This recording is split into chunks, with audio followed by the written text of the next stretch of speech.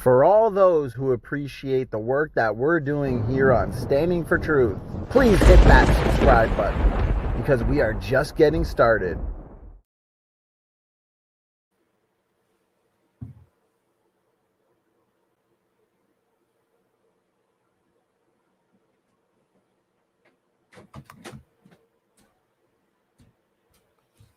All right, guys, looks like we are live, and I know you're as excited as I am. This is the much anticipated debate between Professor David Mcqueen and Jordan from the Reason to Doubt podcast. Now, both of these debaters are seasoned at these topics. They are no stranger to these topics, so this is going to be a lot of fun.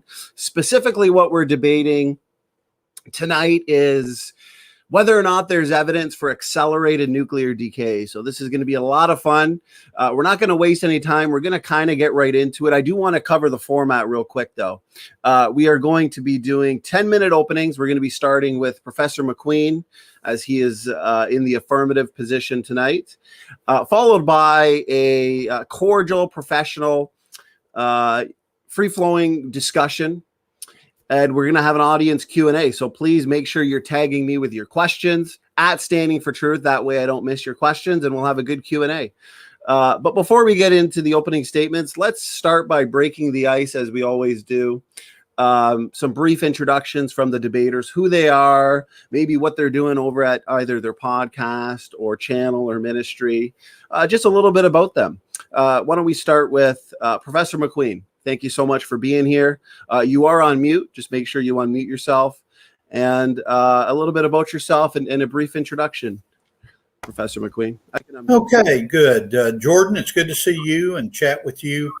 I want to begin with a confusion that apparently has arisen about who in the world David Mcqueen is.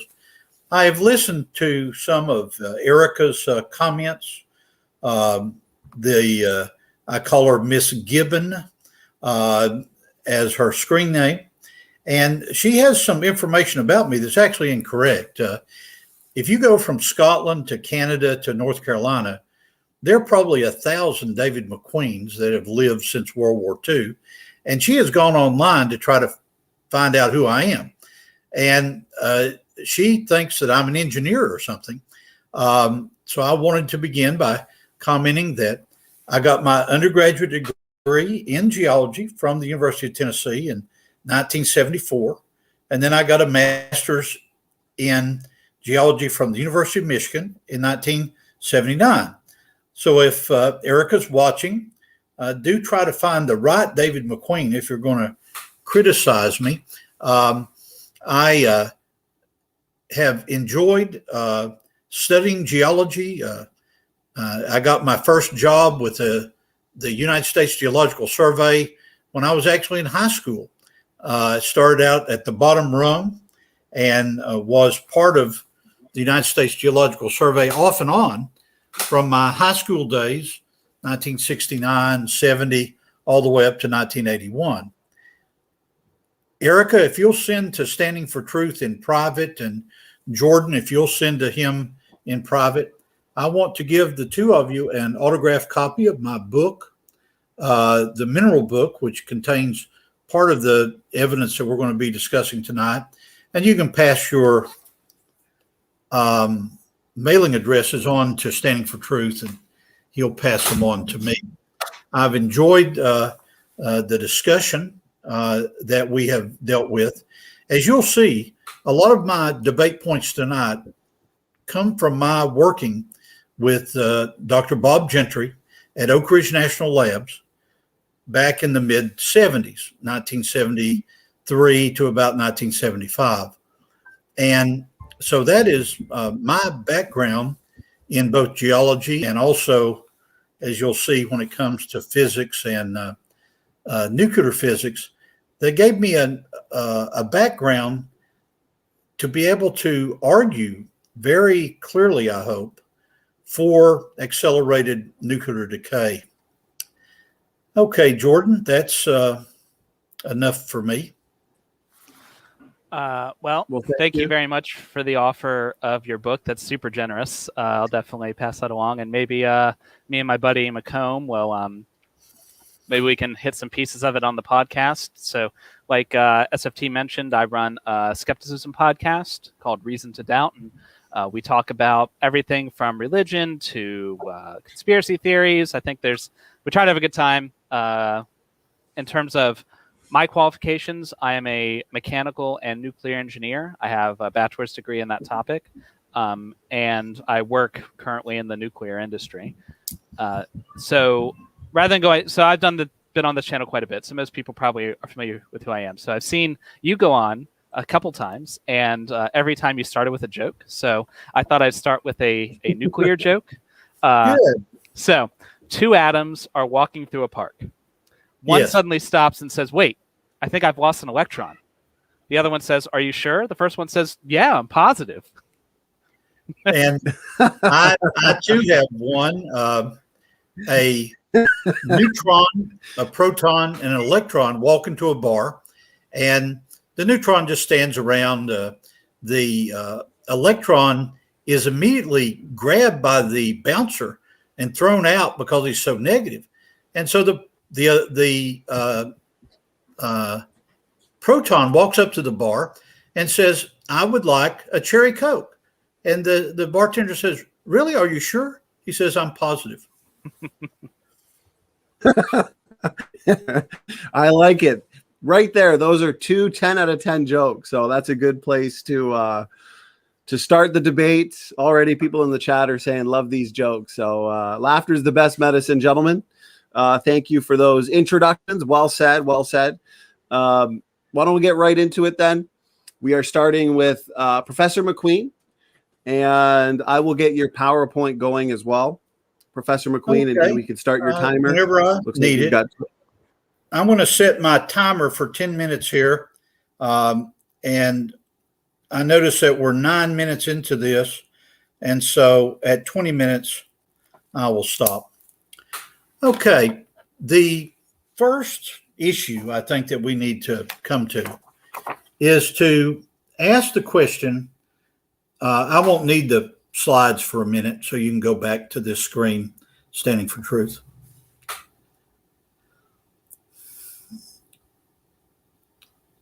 The first question is, why should we debate this at all? This is a topic that, as you're going to see by the time we finish, to really understand it, you have to be a nuclear engineer like my opponent is, and having suffered through 2 years of calculus like I did in my undergraduate days. And so this is not a simple topic, but why is it important at all? Well, the reason that this debate means so much to me is that it bears on this issue. I went to my grandchildren's toy box, and I got these 2 boxes here. The red box, we'll let that represent the mantle of the Earth. Now, remember your high school Earth science. You've got the mantle, below that the core, and above the mantle you have the crust. And so we'll let this cool blue box be the crust here. There's a relationship between accelerated nuclear decay and the 21st century argument built by Dr. Baumgartner, Dr. Vardaman, and others, starting with the ICR's rate program. There's a link between the argument for accelerated nuclear decay and the argument for catastrophic plate tectonics. And the argument is at the boundary of these 2 boxes.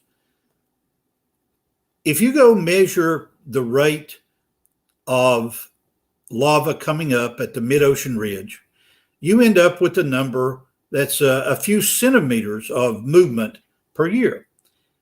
And if you divide that back, the deep Earth geologists that I trained under have plates moving very slowly, certainly needing millions of years, maybe even billions of years to produce any plate movement. Because I'm a flood geologist because I'm a young Earth creationist, I look for data which support the idea that continents, and we can call this, let's say, South America, could have separated from Africa, and during the time of the Great Flood would have moved to the west, to the east, to the west, to the east, building the Atlas Mountains in Morocco, causing the deformation of areas in South America. And so this debate's important because it forms a foundation for the idea of catastrophic plate tectonics. So that's step one. Now, we can really end this debate quite quickly and tell jokes for the rest of the hour and a half if my opponent will be like a chess player. My dad and I learned to play chess with this very chessboard I took this off of back in '63, the year that Kennedy was assassinated. And so I want to give him the opportunity, once I make a couple of comments here. I've really only got 5 minutes left in my intro, but it could be that my comments will cause him to concede. And so he would then tip over his king to indicate that he's given up already. I don't think he'll do that, but I thought he might laugh at that or something.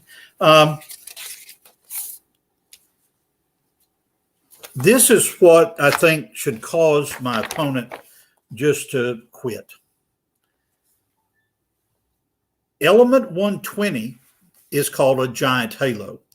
My former boss, Bob Gentry, back in the 70s, felt that he had evidence for very heavy transuranium atoms from a type of radioactive halo called a giant halo. He felt, as a matter of fact, that he had evidence for a zone of stability in the periodic table around element 120. And that's a reason he was allowed to be a research scientist at Oak Ridge National Labs during the 70s. Now, I'm sure that my opponent can easily work this differential equation. And if he works it, the differential of lambda as a function of lambda here that you see on this side is related to some very important aspects of nuclear decay. And I assume he will work that in the interim there. But one of the things that he would know, and that is very important in our debate, is that d lambda over lambda is not equal to zero based on the research that I helped Bob Gentry do back in the 70s. In other words, I'm not a good speller. I'm better at the calculus, but lambda is not constant over a billion years. In other words, if you look at the radius of these radioactive halos, which we will come to more in a moment,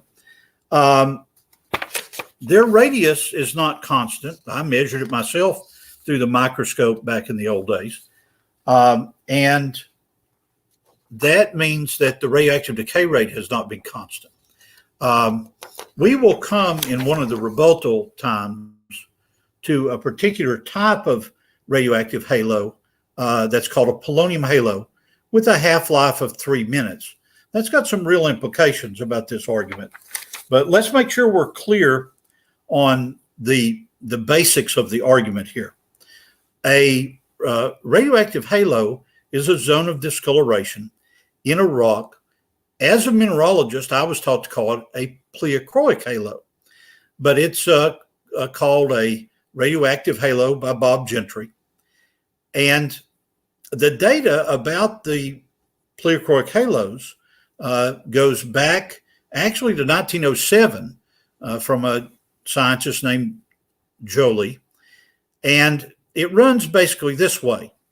Imagine a zone of, here's a cue ball, a zone of radioactivity in the middle of a mineral like mica. Previously on Standing for Truth, I've used Ms. McQueen's styrofoam ball and a pin from her sewing area to indicate that in the middle of this zone, this spherical zone like the cue ball, there is a mineral like zirconium silicate, which has uranium and thorium and other elements in it, including elements like polonium.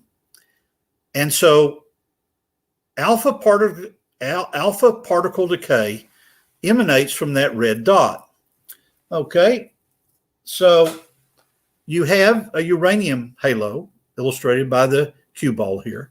Had to rob the family pool table to get all this stuff. Associated with it are polonium halos illustrated by our stripes here. And so you have polonium 218, 210, and so forth. You have all these different polonium isotopes.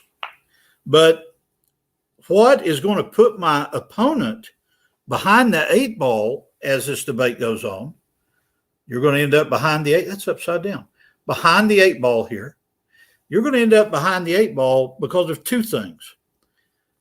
Gentry also found what are called dwarf halos, to give you an idea of size.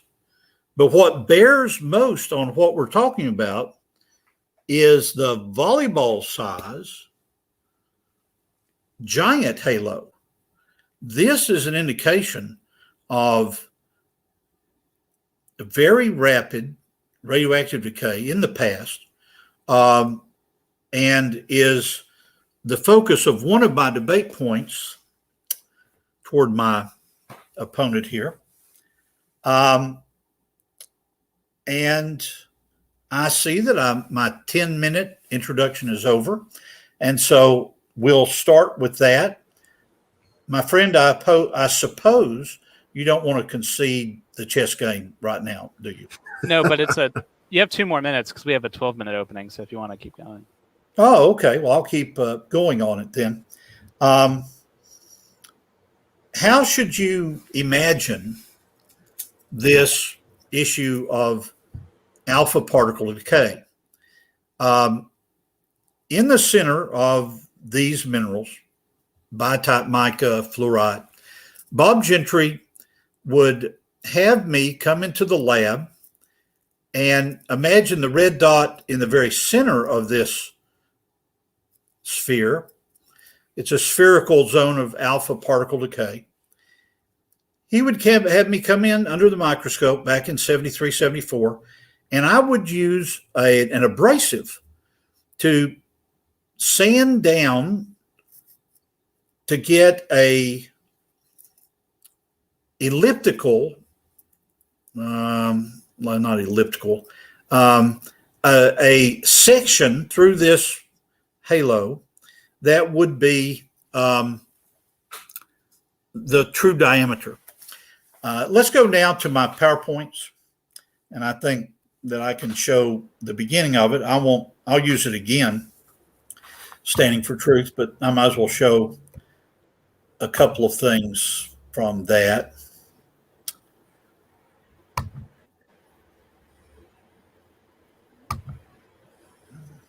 Okay, so go ahead and run the slideshow. We have been blessed with 4 children, and there they are at the beach in that first image. I worked at the Institute for, there's the family there.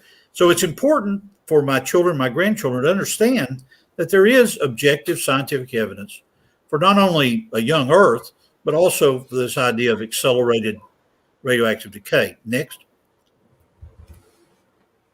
I worked around Dr. Henry Morris and Dwayne Gish in the mid-70s while at ICR, hiked the canyon 5 times. And so, next. How can you explain the origin of the Grand Canyon and the erosion of the Grand Canyon with all the tectonic movements that happen in the western United States? Next. Catastrophic plate tectonics is one of the ways to do it. And if you look at this periodic table here, you have to understand that Bob Gentry was working. Let your eye go down. Let your eye go down to elements let's go ahead and go with element 103, and then move the cursor all the way around to element 118. Right. Gentry thought that the giant halos provided objective evidence for element 120. Now, why is that important? These are very short-lived isotopes. These are very short-lived elements, which nowadays occur in nuclear reactors or are found in nuclear reactors. And he was invited to come to Oak Ridge National Labs because the physicists there were fascinated by what were called transuranium or super heavy elements. And element 120 is one of those. As the debate goes on, we'll elaborate more on that, but I want to respect Jordan's time. Okay, perfect. Just one second, gentlemen. Okay. Looks like we are good. Professor McQueen went over just about a minute, Jordan. So to be fair, we're going to give you up to 13 minutes. If you don't take the full 13 minutes, as always, we either throw the extra time in the discussion or the Q&A. And that being said, we got more people in the audience. Please tag me with your questions. And I've got my note page, Jordan. I'm going to take notes on what you say. Cool. All right, here we go, Jordan. You got 13 minutes. Let's see. All right, can you see my screen? There we go. Yes. Outstanding. All right. All right, so for my opening, I'm going to briefly explain what radioactive decay is, why creationists want it accelerated, and then explain what the implications of that accelerated decay would be and why they're problematic. In nature, there are unstable atoms which will decay into different atoms by releasing radiation. The rate at which this happens is called the half-life, which is the amount of time it takes for half of a sample to decay into something else. Taken on its face, this would pose a problem to the young Earth model because some of the things we observe, such as uranium halos, would take millions of years of radiation at today's decay rates to be produced. To fix this, creationists assert that perhaps things decayed faster in the past, cramming those millions of years of decay into the single year of the flood. To explore why this is an issue, let's first figure out how much we'd need to accelerate things. To do that, all we have to do is pick a phenomena that would take a lot of radiation to produce, figure out how long it would take to produce that radiation at today's decay rates, and then compress it. So if something would take 50 million years to produce with today's rates, that means that 50 million years worth of decay had to have happened during the single year of the flood. There are plenty of phenomena we could pick, but I'm going to go with the coolest one, a naturally occurring nuclear reactor, to nobody's surprise. For nuclear reactors to work, you need 3% enriched uranium concentrated in a spot with water. Once you have that, you get fission. To enrich uranium right now requires a lot of specialized equipment, but if we had access to time travel, it would be a lot easier. See, uranium is decaying away, so natural uranium, what we pull out of the ground, is becoming less enriched over time. If it's becoming less enriched into the future, it follows that it was more enriched in the past. Using today's rates, if you went back 2 billion years, natural uranium would be at 3%, the 3% you need for a nuclear reactor. So if you got that enriched uranium in the right spot with water, you'd have that nuclear reactor. It turns out that is exactly what happened at the Oklo uranium mine in Africa. In 1972, depleted uranium was found along with fission products, elements that require a fission reactor to be produced in the observed quantities. Evidence of nuclear fission there is so compelling that even Answers in Genesis doesn't deny it.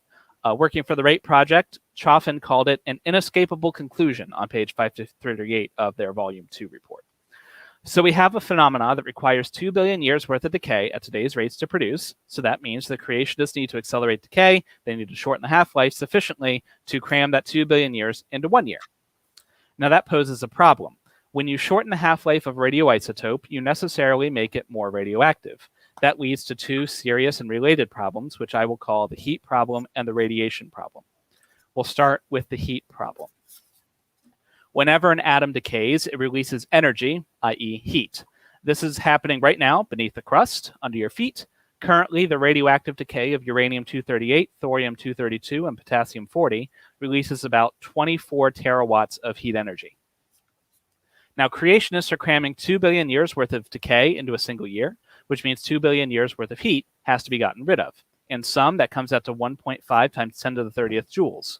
For scale, that's a little more energy than the entire sun puts out in an hour, like the whole sun, not just what hits the Earth. This is a truly mind-boggling amount of heat. Now, most of us think in terms of temperatures, though. So fortunately, there is a simple calculation we can do to get a feel for how hot the Earth would be under these conditions. All materials have a specific heat, which is the amount of energy required to increase the temperature of 1 gram of material by 1 degree Celsius. We know how much heat granite puts out per gram today, so we can see how much heat it puts out in a year, multiply that by 2 billion, and then see how hot the Earth's granite would be if decay had been accelerated. Dr. Andrew Snelling, a creationist, ran similar calculations for the RATE project already. His numbers are a bit lower than those found in the literature, but I'll use his numbers anyway just to steelman creationism. Doing that math would give us an adiabatic temperature. That means a temperature if no heat was gained or lost, of 90,165 Kelvin. For scale, the melting point of lead is 600 Kelvin. So we have our young Earth thermometer, and right now the Earth is running a fever of biblical proportions. But wait, I hear you say, you said that's that's the temperature without heat rejection. What if we can get rid of the heat? Well, this is where the titans of young Earth creationism from this channel come in. As our host, SFT, is fond of saying, the heat is, quote, not a bug, it's a feature, because they need the heat to move the tectonic plates rapidly. Now, granted, they don't need quite this much heat, though I'm sure the plates would move quite rapidly indeed after being vaporized, but they do discuss methods that they have come up with to get rid of the heat.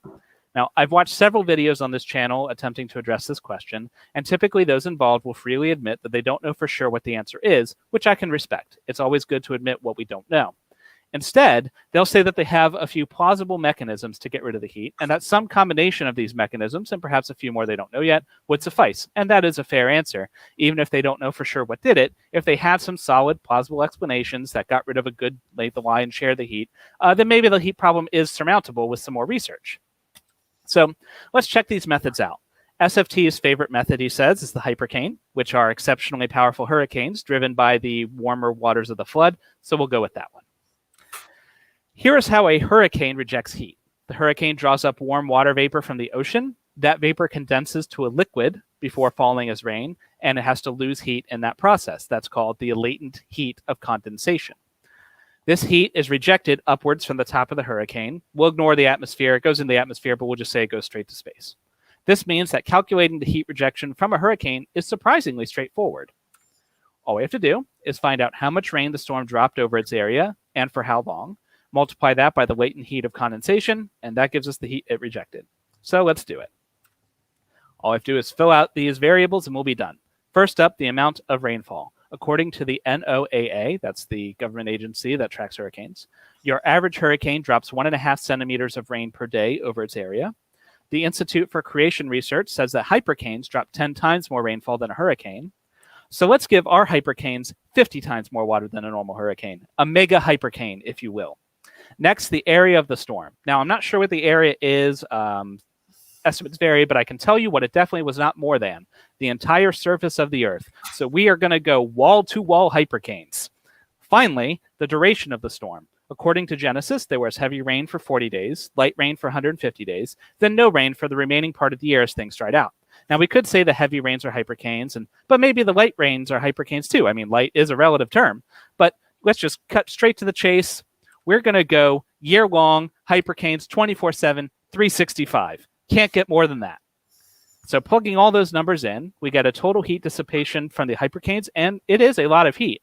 Unfortunately, that heat, which is 3.15 times 10 to the 26 joules, only represents 0.02% of the heat that needs to be rejected. We still have 99.98% of the heat remaining. Despite the Earth's year-long mega hypercane bonanza, the thermometer has not budged. But what about the other heat rejection methods? I mean, they've got more than one, right? Well, for the sake of time, let's say we just came up with a bunch of other methods, and each and every one was just as powerful as the gold standard souped-up mega wall-to-wall hypercanes. How many methods would we need? Well, here's what the temperature looks like after applying 100 hypercane equivalent methods. Here's what it looks like after 1,000. Let's just cut to the end. Here it is after 4,500 separate methods, each and every one reducing the heat by as much as all these souped up mega hypercanes. All of that gets us to the temperature equal to the surface of the sun. The Earth is still completely melted, the oceans have long since vaporized, etc. Despite having the deck stacked in its favor to a frankly ridiculous degree, solutions like hypercanes are woefully inadequate. But wait, there's more. See, all that radiation that's causing the heat is also, well, radiation. You may not realize this, but your water and food are radioactive. Under normal circumstances, it's not enough to be harmful, but we're not in normal circumstances. For the exact same reason that we need to deal with 2 billion years worth of heat, we have to deal with 2 billion years worth of radiation. Some creationists have suggested that perhaps the floodwaters could have shielded Noah and his family from that radiation. Those waters themselves would be radioactive, but we'll just ignore that. No amount of floodwater below the boat is going to defend Noah from the food and water he is consuming. So we'll just look at that. The NRC has some statistics on the amount of dose that we get from food and water each year. So multiplying that out, if we accelerate the decay as needed for creationism, Noah would receive 10 lethal doses of radiation every hour straight to his internal organs from just food and water, and that's going to go on for a year. Now, I'm not a doctor, but I am confident he will not survive. So since I have a few minutes left, I figured I'd go ahead and preemptively address some of the rock-solid evidence that my interlocutor brought up, specifically radiohalos. Pleochroic halos, also known as radiohalos, are tiny rings of color in rocks which form around radioactive impurities like zircon crystals. These are thought to be produced by the alpha decay of naturally occurring radioisotopes such as uranium and its daughters, including polonium, and the ring size is thought to correspond to the energy of those alpha particles. In his self-published book, Creation's Tiny Mysteries, creationist Robert Gentry argued that there are rings associated with polonium, but not radium. Those exist in the rock.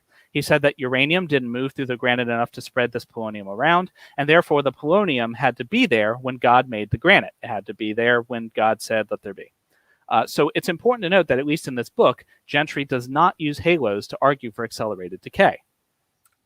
Now, Gentry's model was refuted by another creationist, Andrew Snelling, in the Rate Volume 2, noting, Snelling noted that many of Gentry's granites were not primordial, which Snelling said, quote, severely questions Gentry's hypothesis. He goes on to say that there was significant evidence that polonium could be transported without uranium in volcanic gases or fluids, even transports of several kilometers or more, which completely undermines Gentry's entire model. So Snelling dispensed with it.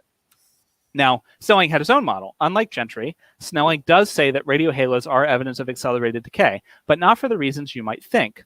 He notes that uranium and thorium halos would take 100 million years of decay at today's rates to form, but, quote, these observable data require that within the biblical framework, radioisotope decay had to have been accelerated. In other words, he believes that granitic rocks were formed during the flood. For that to work, decay had to have been accelerated. For Snelling, halos are not evidence for accelerated decay in and of themselves. Instead, accelerated decay is a rescuing device to fit halos into the biblical timescale. Contrary to what you may hear today, then, neither Gentry nor Snelling puts forth radiohalos as evidence of accelerated decay on their own merits. Rather, accelerated decay is invoked to save creationism from the evidence of those halos.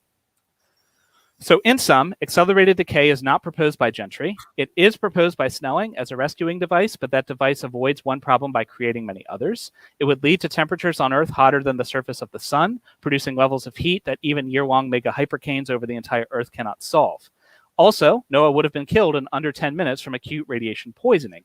In short, accelerated decay never happened. Now, I do have one more minute, so one thing that was brought up is the giant halos and the pursuit of super heavy elements. I'm going to pull up, I won't put it on the screen, it'll take too much time, but in that book, in Gentry's book, on page 75 of the book, he talks about how he no longer believes in the existence of super heavy elements. Quote, at present, I do not have evidence for super heavy elements and giant halo inclusions. As the evidence stands today, I will accept the view of the synchrotron radiation experiments that did not confirm these elements. And it goes on how he's talking about they don't exist. So that's the end of it. And I have 30 seconds, but we'll just go ahead and toss that in the bucket. Awesome. Well, thank you so much, Jordan. Just on time, like you said, 30 seconds left. We'll toss that into the discussion portion. I want to say great openings from the both of you. I appreciate the visuals and keeping this fun and interesting. The audience is loving it already. So thanks again to the audience for all the great questions. Make sure you're tagging me at Standing for Truth. Thank you for the super chats as well. So now we're moving on to the discussion portion, okay? And the goal, as always with these debates, is to keep this free-flowing and organic, but also as equally timed as possible, keeping it cordial, respectful. So why don't we hand it over to Professor David Mcqueen, as Jordan just finished his opening. So therefore, we can start with you, David, if you had a couple points you wanted to address, followed by a question or something like that. The floor is yours, gentlemen. I do want to give a rebuttal to several things he said, but I need to know how much time I have for the rebuttal. 10 minutes? I think the plan is just to kind of talk back and forth. Oh, really? Yeah. Maybe one topic at a time? Sure. You pick the topic. Yeah. Okay, let's start with the Oklo reactor in Africa.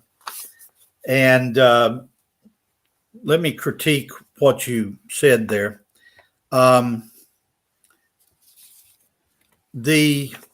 Oklo reactor contains uranium ore, U-235, and it is at 0.4% in that reactor. Now you'll notice that my opponent talked about how 3% is needed. So that's clearly more than is needed for a nuclear reaction. And there is a confusing bit of nuclear physics and calculus involved in this. The researchers that want to argue that the Oklo reactor is a clear example of 2 billion year old nuclear reactions use this equation, and the FSC stands for fine structure constant. That's the alpha in this equation. Now, we don't want to turn this today into a class on calculus and nuclear physics, but I'm assuming that Jordan has seen this equation before and is aware of it. Now, what's the problem with this equation?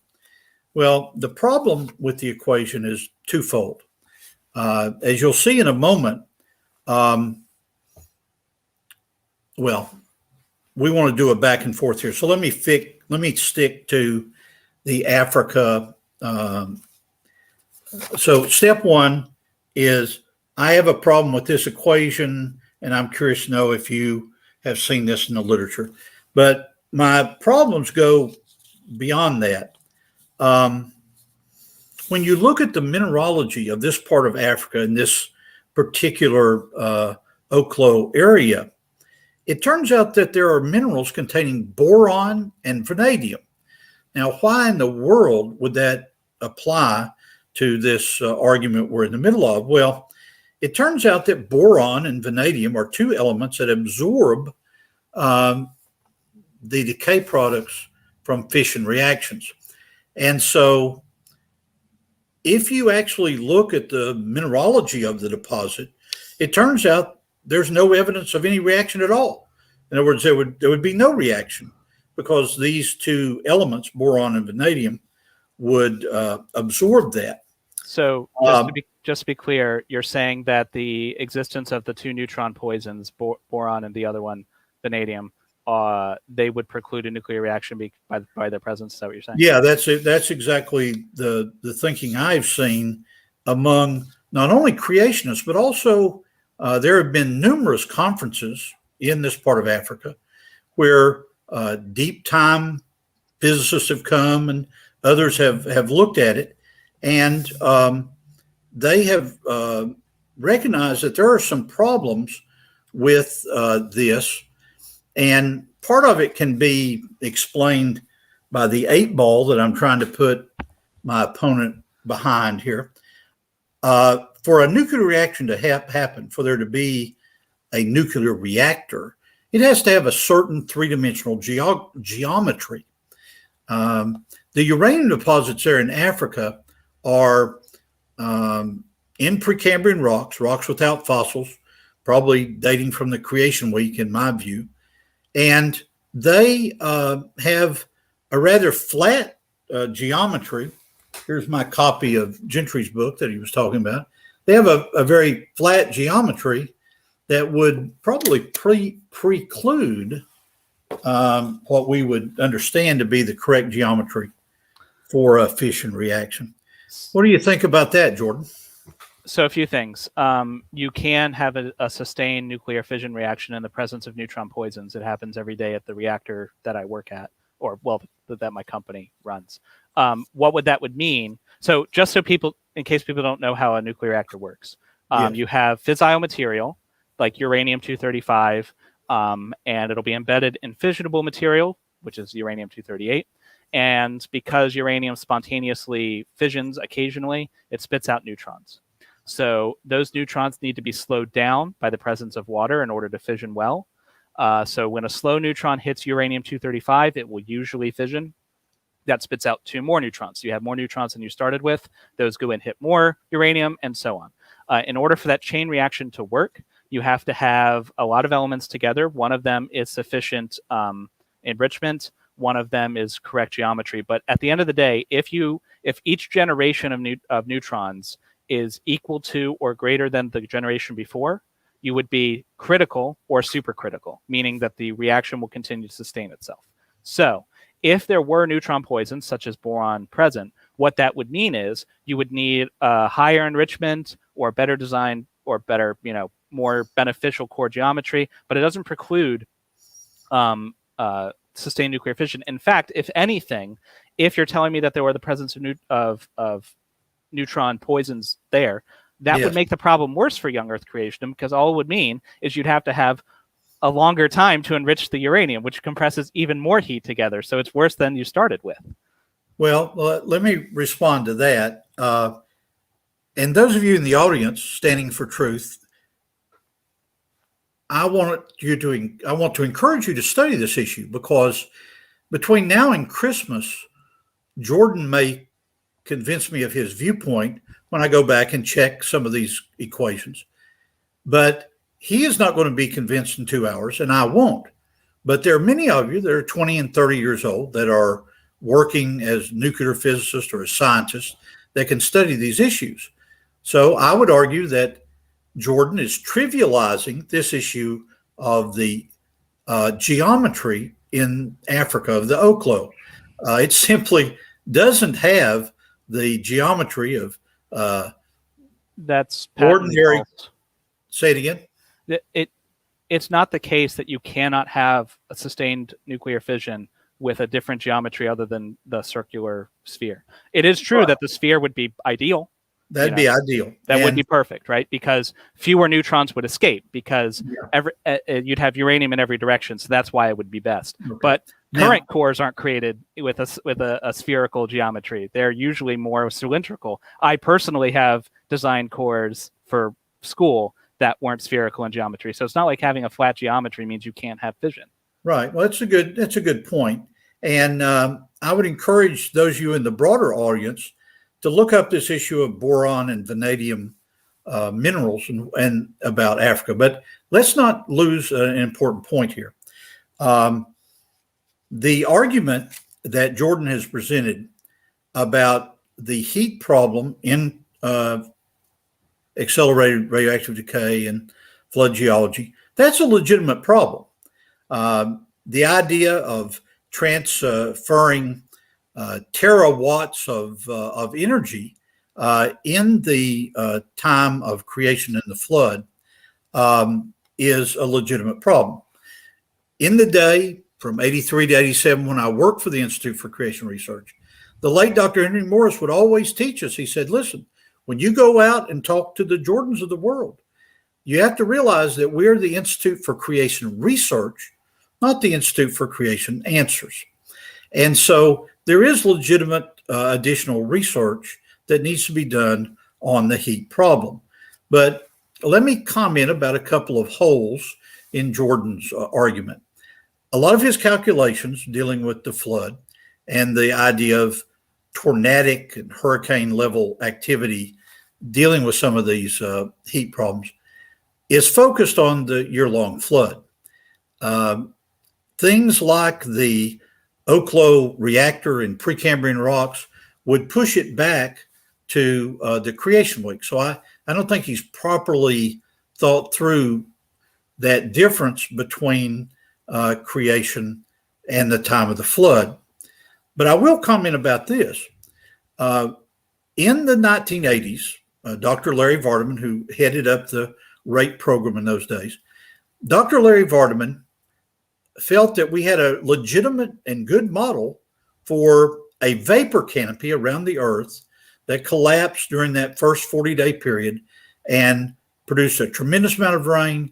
And then, as Jordan correctly points out, as you go up to Genesis chapter 8 and verse 1, there's a diminishing amount, and then the rain stops and the waters recede. So that's true. But what Vardaman has found after 40 years of research running models on this vapor canopy and the heat issue associated with it is that the heat simply generated from the vapor canopy, forget our argument about accelerated nuclear decay, would boil water in the Garden of Eden and make it where Adam and Eve couldn't even exist. Now, keep in mind, because of that vapor canopy, you got an odd situation. You go up on a mountain of 10,000 feet today, it gets cooler, but in the pre-flood world, it would actually got a bit hotter. So you'd want to be down in the valley. Now, what's my point here? The idea of a heat problem is something that we've been exploring for the last 40 years. In my next, in the next segment, I guess I would say, I will explain to you my idea about how we resolve that heat problem geologically and in a young Earth context, but I'll save that. Now, do we go back to Jordan here, or do we want to take a question from the audience? Well, so you brought up a bunch of stuff there. Let me first address Oklo. So it's not just that we are imagining that it would be super nice if there was a radioactive reactor here. Wouldn't that be cool? There's actual evidence of it, and it's not evidence that some crazy atheist thinks. Like I said, the Rate Project themselves call the evidence inescapable. So this isn't something I'm making up. The reason that we think that there was radioactive decay there is because you have depleted uranium, meaning uranium that has been fissioned away, in the presence of elements that only occur where you have fission reactors. And they are in the prevalence that you get from a fission reactor. Well, may I interrupt at that point? You're talking about the other elements that you associate with radioactive decay and the decay of U-235 here. As I've read the literature in preparation for today, I noticed that a lot of these elements are soluble in hot, salty water. In other words, what we call in geology hydrothermal brines. And so some of the evidence that the deep time side of this argument bring into this locality in Africa involves the presence of certain decay products that were moved in and out by these hydrothermal brines. So I have a problem with that, but go on to your next point. Well, the point is that unless the transport happened, and it just so happened randomly to transport isotopes that occur from nuclear fission through the decay chain in the exact prevalence, just the curve that we'd expect for nuclear fission, that is a huge ask. Like, you're asking, like, that is some fine tuning of cosmic proportions. If you want to believe that, that's fine, but there's a reason the Rate Project doesn't believe it. They would love to believe it. Well, now I'm sure. Let me interject something here. In the year 2000, I was part of the Rate Project working on radioactive halos with Armitage and also Andrew Snelling, Larry Vardaman. And so for several months, I was part of the project and certainly have been fascinated by the results of their work. It is true that because Andrew Snelling and I are both research scientists, the Standing for Truth the Standing for Truth audience, and you, Jordan, should not be surprised that we would disagree on some points. For example, Andrew and I have talked a great deal about his ideas about Gentry being wrong in his view that the presence of polonium halos, such as this polonium halo, the half-life of 3 minutes of polonium-218, the presence of these halos in granites indicate, and still indicate to me, a rapid crystallization of granites during the creation week. I know that Andrew has argued with me over the last year as we've talked about it. He said, McQueen, if you'll only go with me to Australia, I can walk you through an outcrop where you can see granites being formed from metasedimentary rocks. There's apparently a place in Arizona, or not Arizona, in the western United States, where Andrew feels I can see the same thing. An argument I've used many times, Jordan, is that the best geologist is the one that's seen the most rocks. I simply have not seen these rocks, and so I remain unconvinced. The Standing for Truth audience should not be surprised that creation scientists disagree on these points. So, again, there's a reason why virtually everyone who's examined this evidence, even people highly motivated not to accept it, do accept it. But the other thing you accused me of was missing the creation week versus the flood. I don't care when the decay happened. I'm using the flood because that's the time that most creationists I've interacted with think it happened. And the reason they think that happened is because you need a lot of water in order to shield Noah and his family from some of the radiation and to absorb the heat. Yeah. I'm happy to run the calculations. If you want to compress it to a week, I would love to see those calculations, because if you thought they were bad compressed to a year, oh my Jesus. Like, we're going to be talking like not only will the earth be vaporized, the earth will be the sun. Like, no, you're missing the point here, my friend. You know, creation occurs 4,000 BC, 6,000 years ago, but there is over 1,600 years between the creation week and the beginning of the flood. For example, since I accept the Bible as a historical document, I believe there really was a guy named Methuselah who lived 969 years and died probably during the year that probably died a few months before the flood occurred.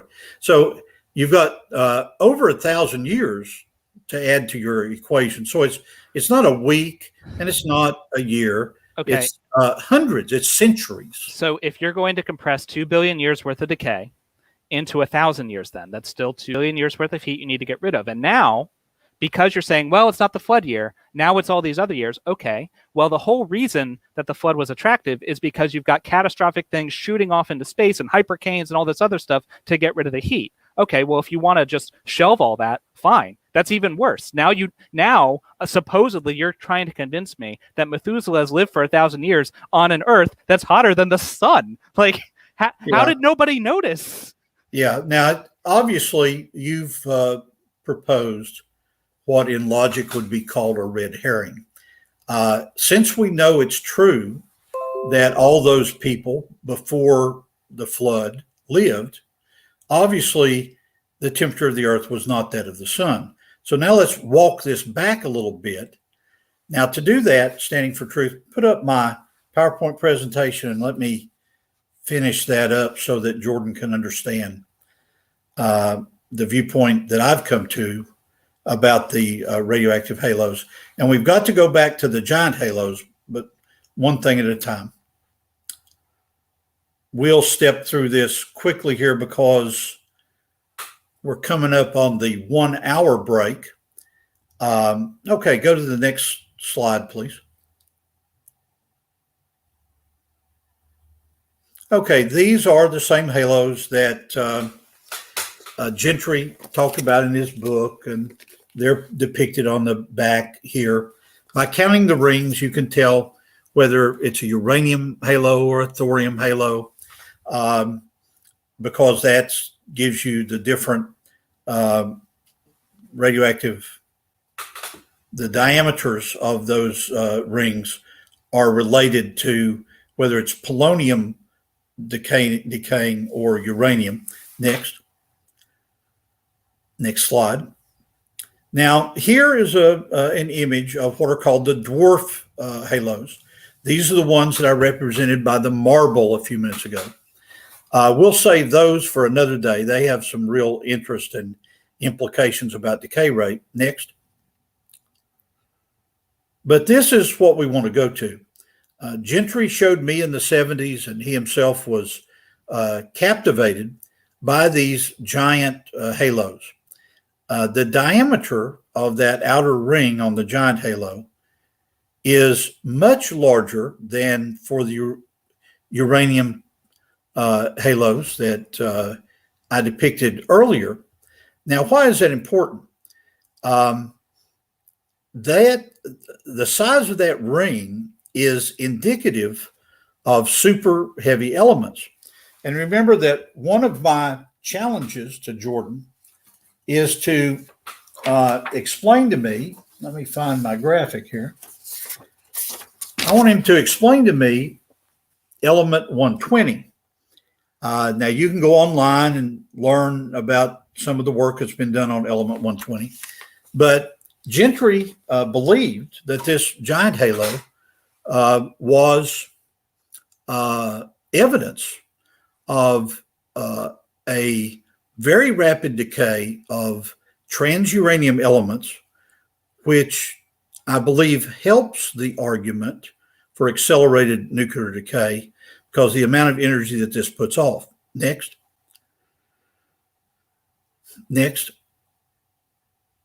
Okay, let's end that. And now let me challenge Jordan for a moment here.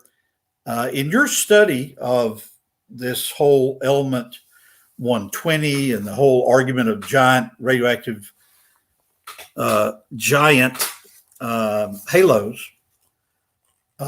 what's your opinion about that again? Well, my opinion is that Gentry himself conceded that that's not true. He conceded now, what page number is that? I've got his book here. 75. What is it? 75. Page 75. In fact, if you want me to share my screen, I'll put it up on the screen. No, I'd just rather read it. Just so the audience can see it. Oh, okay, of course. Yeah, of course. But while you're doing that, since I'm kind of a 20th century guy, I'd rather read it. Gentry says this: even though the evidence for superheavy elements was not confirmed in subsequent experiments, our 1976 report sparked enough interest that the topic was brought up at the International Conference on Superheavy Elements in Lubbock back in '78. At the conference, my colleagues from Florida State University and UC Davis continued to maintain that the giant halo centers contain superheavy elements. It turns out, and I remember Gentry talking to me about this in the early 1980s. It turns out these guys at Florida State University jumped the gun. Why? They could smell a Nobel Prize in physics. For heaven's sakes, if they could find evidence for element 120 in these giant halos, let's take a trip to Europe. It's time to get the Nobel Prize. Well, it turns out that when Gentry analyzed their own data, it turned out they had jumped the gun, and it really wasn't. So, Jordan, what he's talking about here is not that he no longer believed that giant halos provided evidence for elements like 120. He was simply pointing out that his colleagues at Florida State University moved too quickly. So when he said, at present, I do not have evidence for super heavy elements in giant halo inclusions, what he meant was, at present, I do have evidence for that. That seems like he was a remarkably poor communicator. No. Well, it could be that could be written better, but notice the part at the top. I'm looking on your screen here. Notice at the top here where he talks about what was going on with Florida State University and so forth. And ordinarily, a scientist gains some respect from his colleagues when he admits an error. This is clearly Gentry saying, but it doesn't matter. What you're saying, the whole point of this entire giant halo thing, if I'm understanding you correctly, is you're saying that are you saying that the decay rate had to change because the size of the rings changed? Or how does the giant halo relate to a change in decay rate? Let's go back to that, because that's some calculus that some of the Standing for Truth audience, there are guys in the audience that are engineers like you and had to suffer through calculus like the rest of us. Let's go back to this equation. In Gentry's 1974 article, he showed through the calculus that the radius of the ring, U-238 ring or polonium-210 ring, that radius was proportional to the radioactive decay rate. And one of the arguments going back really, at least into Dr. Morse's research in the 1950s, was that the radioactive decay rate through geologic time could not be shown to be constant. Okay, but let me just show one more equation. I measured these myself back in the 70s, and the d lambda over lambda is not constant when you plug the diameters of these halos and relate it to alpha decay energy into the equation. And so I think that Gentry's work, even today, stands as a excellent argument against one of the three pillars of all radiometric dating. Okay. The idea that the decay rate has to remain constant. So I'm going to jump in real quick, Jordan. Don't worry.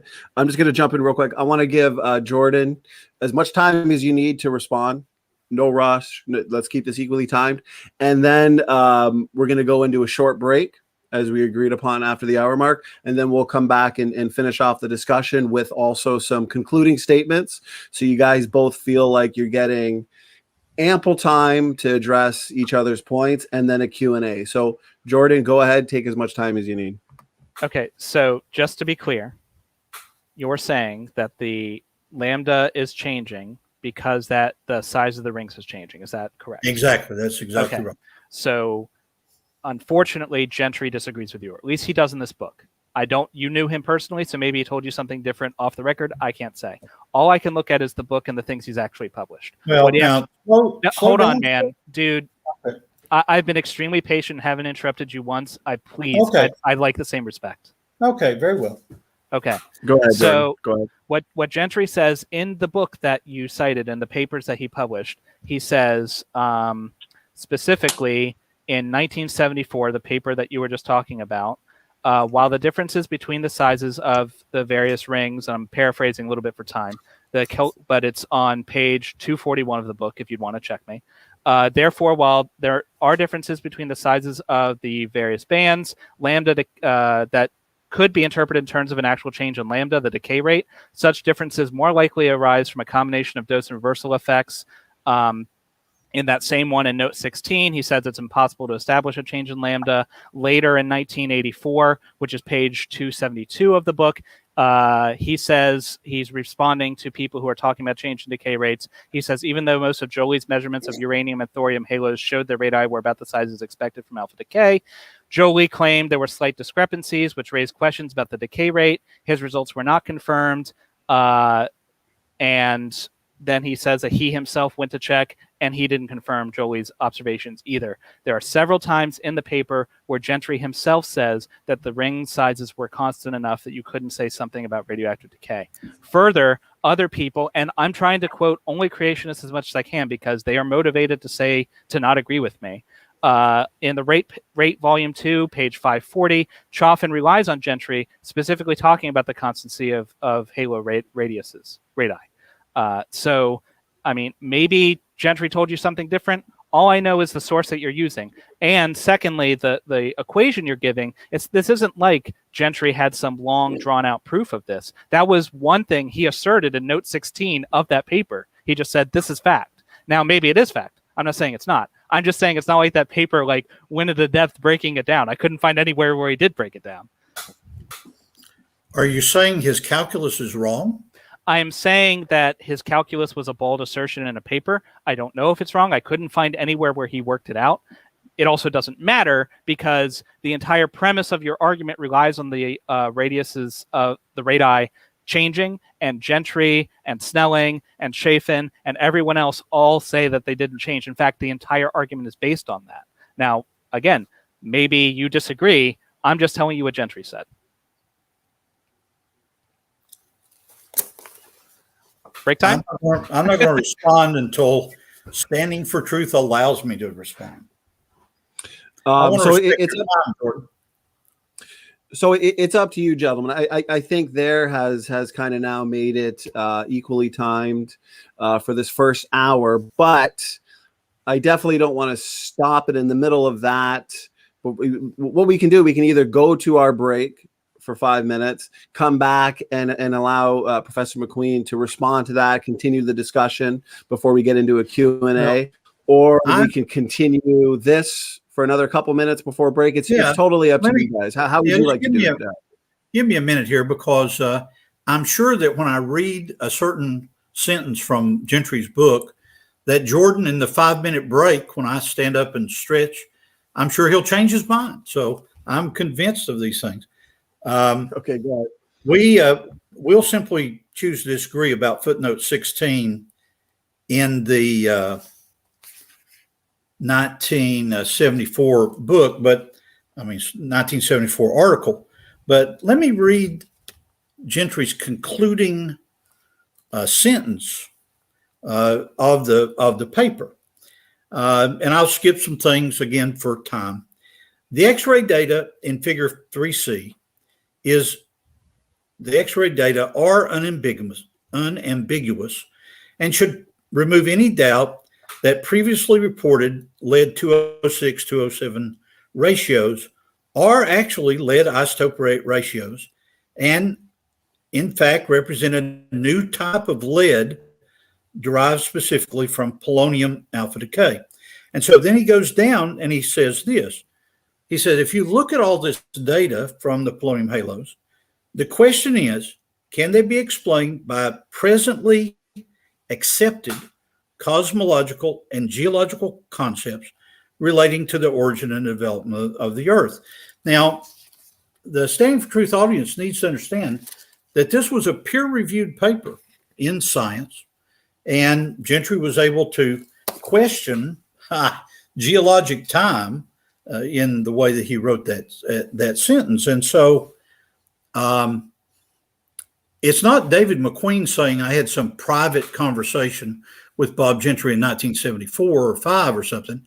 It's that his argument never changed, that the type of halos, the polonium halos, that are found in granites, in pegmatites, for example, are objective scientific evidence for a rapid solidification of some of these granites, in some cases, less than 3 minutes. All right, so we got to take a break. Good time. I think right there might be a good time, guys. Let's take our 5-minute break. It'll allow everybody to have a breather. We'll come back. We'll hand it over to Jordan, where then you can respond or take it whatever direction you'd like to. We'll continue the discussion for another maybe 15 minutes, wrap it up with some concluding statements uninterrupted from the both of you. And then we got some awesome audience questions that we can end with. So that being said, break time. Thank you very much.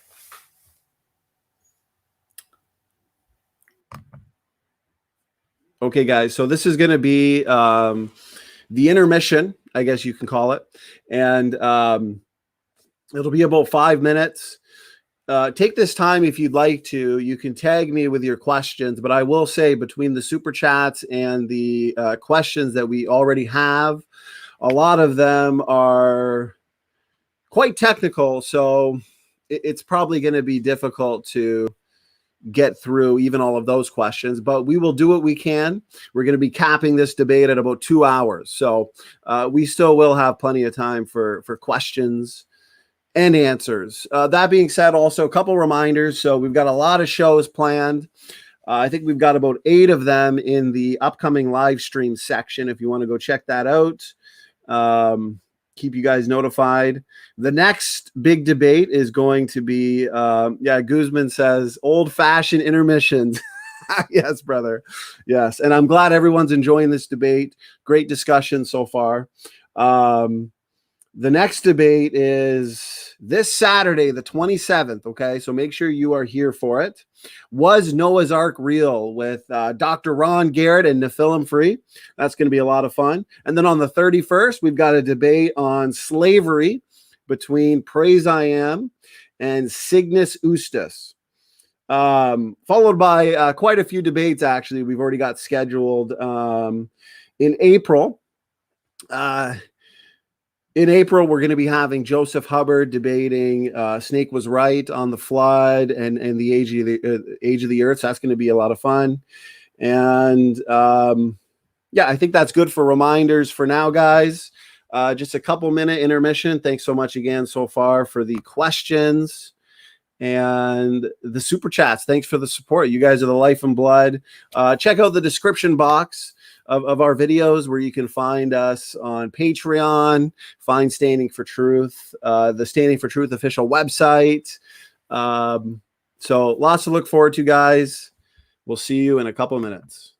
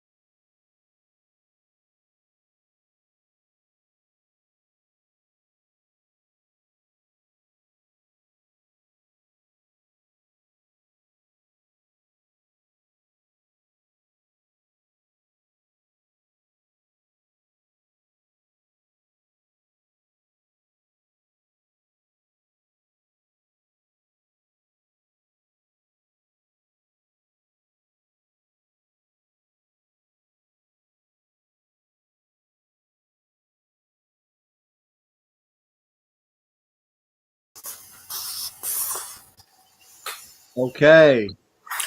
I am back, Standing for Truth.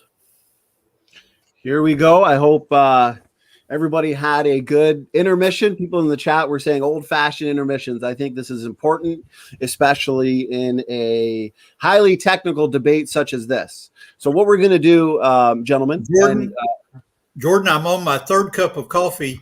You have to give me your cell phone number. We'll talk till midnight, as hyped up as I am. I'll tell my wife to get another pot of coffee going. We'll keep this a 10-hour debate. So what we're going to do so far, I want you both to feel, by the end of this debate, it was completely fair and neutral. You've both had plenty of time to make your points. So what we're going to do is we are now going to continue this discussion for another 15 minutes or so, because we've got a ton of great questions from the audience, all pertaining to this topic, actually. So it'll continue on the debate in audience Q&A form. So why don't we, to be fair, Professor McQueen finished off the discussion in the first half. So why don't we hand it over to Jordan, and you can take us in any direction you'd like to for the remainder of the discussion. Enough from me. The floor is yours, gentlemen. Take us away, Jordan. Well, I did a lot of math, and as fun as it was, I would like to get the most mileage out of it I can. So let's go back to the heat problem. Now, you said, if I recall correctly, basically that because you believe that people were walking around like Methuselah and stuff, that the heat must have been rejected, right? That's like the okay. You commented earlier that you come up with a number 90,000 degrees Kelvin, and lead melts at 600 degrees Kelvin. And so clearly Adam and Eve, Methuselah, Noah, they didn't melt like lead. Okay, so that is true if and only if your model is true. But what Correct. We're doing is we're testing models, right? And so right, exactly. Right. So the implication of your model is that this heat was put out. In order for your model to work, you have to have a way to get rid of this heat. And it's frankly not good enough to just say, well, let me say this. It is always good to admit that when you don't know something. So if the answer is you don't know, then that's always a fair answer. However, it should, if your answer to the Earth being many times hotter than the sun is, I don't know, well, shouldn't that lead to some real serious questioning that maybe your model's wrong? And I'll, since you paused, respond to that. I want to compliment you, Jordan, in what you've talked about today, because it's good to have someone that's actually gone back and read, I think in some cases misread, Gentry's work and so forth. But I will compliment you on two areas. One is this heat issue. As I've talked to my creation science buddies, really since the 1980s, 40 years worth of discussion on this, we thought that we had a lot of aspects of this heat issue hammered out.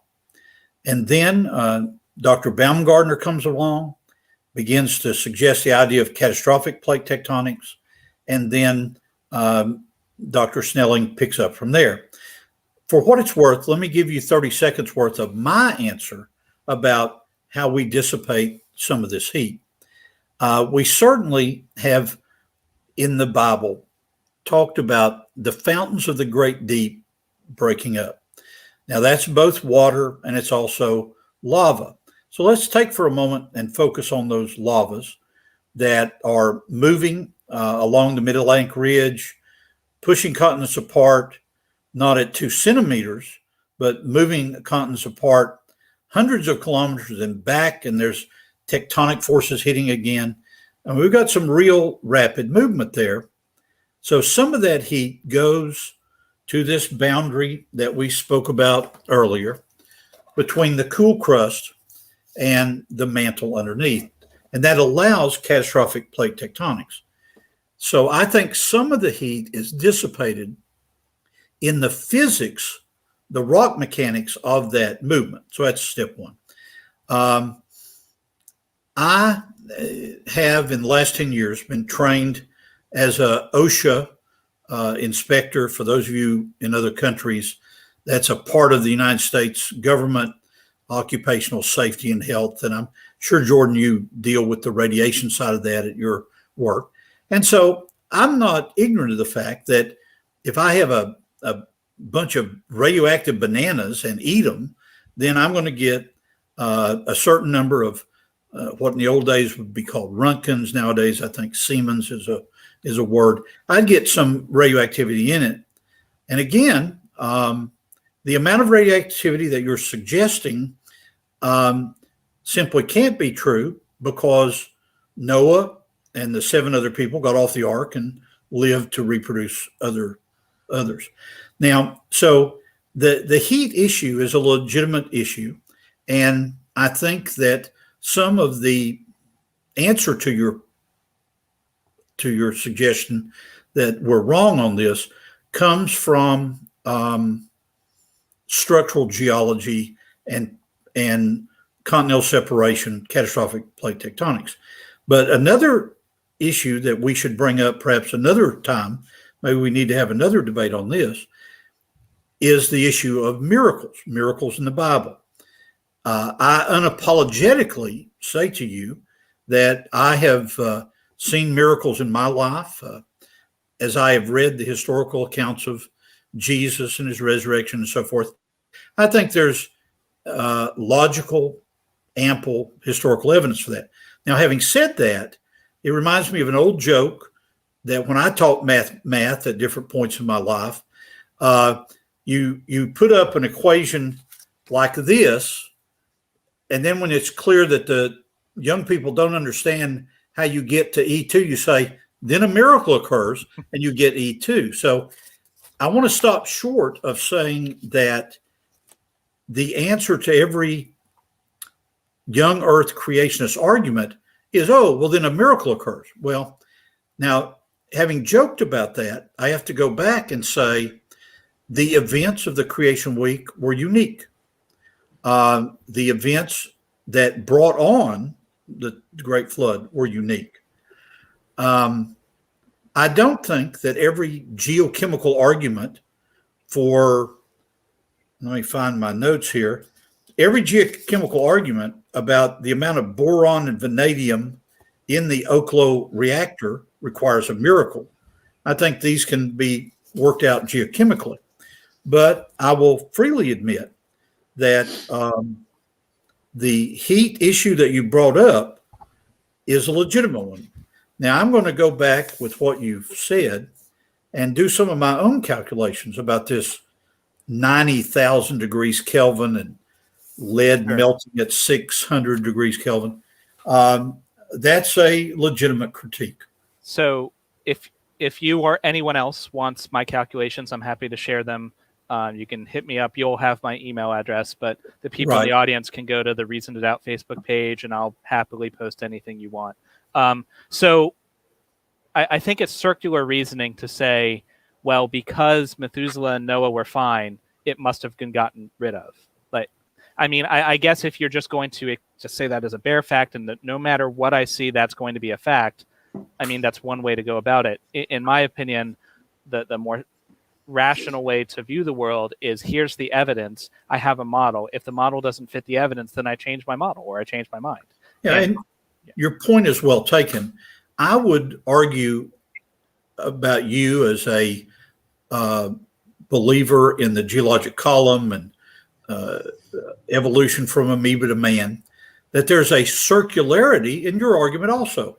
So I would challenge you. I would say, okay, how do we know that amoeba evolved to man? Oh, we see it in the fossil record. Well, how do we know that the Cambrian is 600 million years old? Oh, there are trilobites there. But then the trilobite is an index fossil, and that proves this. So there is circularity, I think, in both the deep time evolutionary view and also in the creation science view. I'm not a geologist, unlike yourself, so you would know far more about the geological column than I do. So I would only say that I tried the best I can not to hold positions of faith, at least not unless I feel like they're justified by the evidence. And if I were shown evidence that evolution from molecules to man, as it's often called, is false, then I'd happily change my mind. I used to be a young earth creationist. So I've changed my mind in the past when the evidence has shown me I was wrong. I'd be happy to change it again in the future. But I think we have to let the evidence tell us where our beliefs should lie, not the other way around. And I want to make the same sort of confession that Jordan did. If, as I ponder this from now to Christmas, I find some merit in what he's arguing about this heat problem, then I like to think that I'll change my mind. I may send him a coffee mug for Christmas to acknowledge how good he has taught me. So, all joking to one side, we want you in the Standing for Truth in the Standing for Truth audience to realize that he and I are not going to change our minds between now and Easter, but we may change our minds in the months ahead. The question is, are you willing to consider the data and go back and buy books like, whoops, Ms. McQueen won't like that since I spilled my coffee. Go back and buy your own copy of this book, read it yourself. Over to you, Standing for Truth. So I was going to suggest this, gentlemen. Very highly technical debate, a lot of great points from the both of you. A lot of great discussion. This is definitely a must-watch debate. The audience is having a great time. I think a good way to end it would be to give you both a few minutes. Maybe we can say 5 minutes max of uninterrupted time to finish off your thoughts, finish off your points, or maybe you got some notes and there's one or two extra points that you don't want to be left on the table. That way, I think it'll keep it the most fair in terms of both of you getting enough time to address each other's points, and then we'll get into the audience Q&A. Do you guys think that's a good idea? Yeah. Yes, sir. Okay, so since we started with Professor McQueen, he started with his opening statement. Do you want us to hand it over to David? You get 5 minutes uninterrupted concluding thoughts, and then we'll give it to Jordan and then go into the Q&A. You're the moderator, my friend. You pick who goes first. I'm happy to do either way. Okay. You know what then? Since you both are happy either way, why don't we just keep it since Professor McQueen started, then we'll let him start the concluding statements as well. So Professor McQueen, you have 5 minutes. I can start your timer. Good. Go ahead whenever you're ready. Start my timer. I think my opponent is incorrect in his understanding of the issue of giant halos. The nuclear physics community, since World War II, and especially since the work of Oak Ridge National Labs and other labs around the world, really, they've been fascinated by the part of the periodic table beyond uranium. Some of the notes that I have on that, I put in my book here. When I was in high school in the 60s, uranium as element 92 with U-238 being the focus was the beginning of what they called transuranium elements. In my day, it only went up to lawrencium, that's element 103, with an atomic number of 257. I'm sorry, a weight of 257. And so this issue of Gentry's work on the giant halos being unique enough that he was invited to join ORNL up until he was fired over his participation in the Arkansas creation evolution trial, as I was back in the day, in the early 80s. That should speak volumes, because this issue, I mean, if there are super heavy elements like element 120 that very rapidly decay at very energetic rates, that would provide objective scientific evidence in my book that accelerated radioactive decay occurred. Now, when you take that from the creation week and take it all the way through the year of the flood, there is a real heat problem there. I think that some of the tectonic arguments that I've given about the amount of energy that it would take to essentially move the continent of Africa away from the continent of South America and then back again, that's a tremendous amount of energy. And so this 10 to the 30 joules that he mentioned early on, it would take a lot of joules to get that to work. So I think there are some legitimate heat sinks in this issue. I would also present to my opponent and also the audience the issue of how a Bible-believing scientist like me integrates the geology that I know with the Bible that I've come to trust. It is a testable historical document and can be shown to be true in those areas it can be tested. Is it a science book? Is it the same as high school chem? No, of course not. But the science that it talks about has to be true since the Bible's inspired. And I'm unapologetic about that. There were very unique events occurring in the creation week, 7 consecutive literal 24-hour days. There was a miraculous provision for Noah on board the ark. I must admit, I immediately have a little bit of a blood pressure rise at the idea that the bananas on board the ark were radioactive, but I'll have to think through that. The issue I'm trying to bring forth is that within the young earth creationist model, there are periods of earth history that are very unique. I think some of the evidence that we've presented ties back to accelerated radioactive decay, accelerated or catastrophic plate tectonics, and I will end my comments there.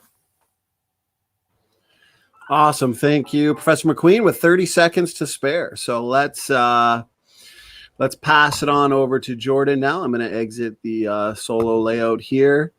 And Jordan, you have 5 minutes. Go ahead. So we've covered a lot of topics. I'm just going to breeze through a couple of them real quick. I don't think that heavy elements decaying quickly would in and of itself demonstrate a change in decay rate. You'd have to do more work on that. I don't want to brush past the significance of the heat and radioactive problems. Just the sheer quantity of heat is the issue. It's not that there aren't heat sinks. It's that you can't say that moving the plates is a heat sink sufficient to reduce the heat if that heat would be enough to vaporize the plates several times over. It's like you're going into great detail about the rubber band engine you have for your jet airplane. I mean, sure, a rubber band engine will produce some force, but I mean, it's a jet you have to move, man. Like this is a truly cosmological level of heat that we have to deal with. And then once you get rid of that, then you get into radiation. If you accelerate the decay, that means that things are more radioactive. By definition, that isn't a hypothesis. It's the radioactivity is defined by how fast it decays. Your bananas are radioactive. The potassium in your bananas is radioactive exactly the same. It's the same element that you find in the Earth's crust. It's decaying. So if you want to make things like potassium decay faster, that means bananas will be radioactive. It just is by definition. So I can respect someone who can say that they don't know. I mean, I don't know is always a fair answer. No one is an expert in everything. In a debate format like this, it's often like a level of gotchas. Like, you say something the other person wasn't prepared for and they don't have an answer off the top of your head. So the audience cheers and, they win or whatever. So it's totally fine if someone doesn't have an answer. I've certainly not had answers to things in the past. What we have to do, though, is then go back and check ourselves, check the answer, and really let ourselves be guided by the evidence. So that's the points I wanted to hit. If you want to see the rest of my arguments, you can go back, and this is YouTube, so you can watch them again. I just wanted to close with the fact that I am a nuclear engineer. This is unusual in a debate. Usually I have to say I'm not a biologist or geologist or whatever. This is somewhat in my wheelhouse, but I'm not a nuclear physicist. I freely admit my lack of expertise. So I posted all my sources. I'll post my calculations if anyone wants them, so anyone can come back and check me. But there's a reason why nothing I've said is controversial in the mainstream scientific community. There's a reason why virtually everyone who is informed on these topics comes to the same conclusion, regardless of their philosophical commitments. Christians, atheists, Jews, Muslims, Hindus, everyone agrees on this. Now, be careful what I'm not saying. I'm not saying that that means they're right. Science is not a popularity contest. The evidence is the arbiter of truth, not the majority of scientists. So do not think that I'm saying because most scientists say it, it is true. That's not what I'm saying. What I am saying is we should have the intellectual humility to recognize that if all of these extremely well-informed people look at the evidence and say one thing, and we as laymen think the other thing, we should pause and say, why is it that all of these people who are extremely well-informed think this other thing? What is it that they know that I do not? And then go find out. Maybe you're right. Maybe it is the fact that all of these scientists are just blinded by bias and they can't see the obvious truth. But maybe not. And you've got nothing to fear from the truth. Worst case, you'll just change your mind and then boom, you're not wrong anymore. We live in an amazing time where all of human knowledge is available at your fingertips. You just have to be willing to go out there and find it. So yeah, thanks for having me. Awesome. My pleasure. My pleasure. This was a fantastic debate. It was incredibly fun to listen to. So great job to the both of you for keeping this fun and entertaining. I just want to say great job to the both of you. So that being said, let me stop the timer here. We got a lot of great questions from the audience. So this is going to be a lot of fun, this audience Q&A. I'm excited for it. So what I want to do, so we can get through as many of these questions as possible and keep it as fair as possible, okay? So I'm going to have a time limit of 3 minutes per question, as in, let's say it's a question for Jordan. You have a maximum of 3 minutes to answer it. We're going to give the other debater the same thing, maximum of 3 minutes to answer it. But what we'll do is whoever the question is for, we are going to give them the last word. And they'll have a minute to have that last word. So awesome. Okay. Professor McQueen's got his timer.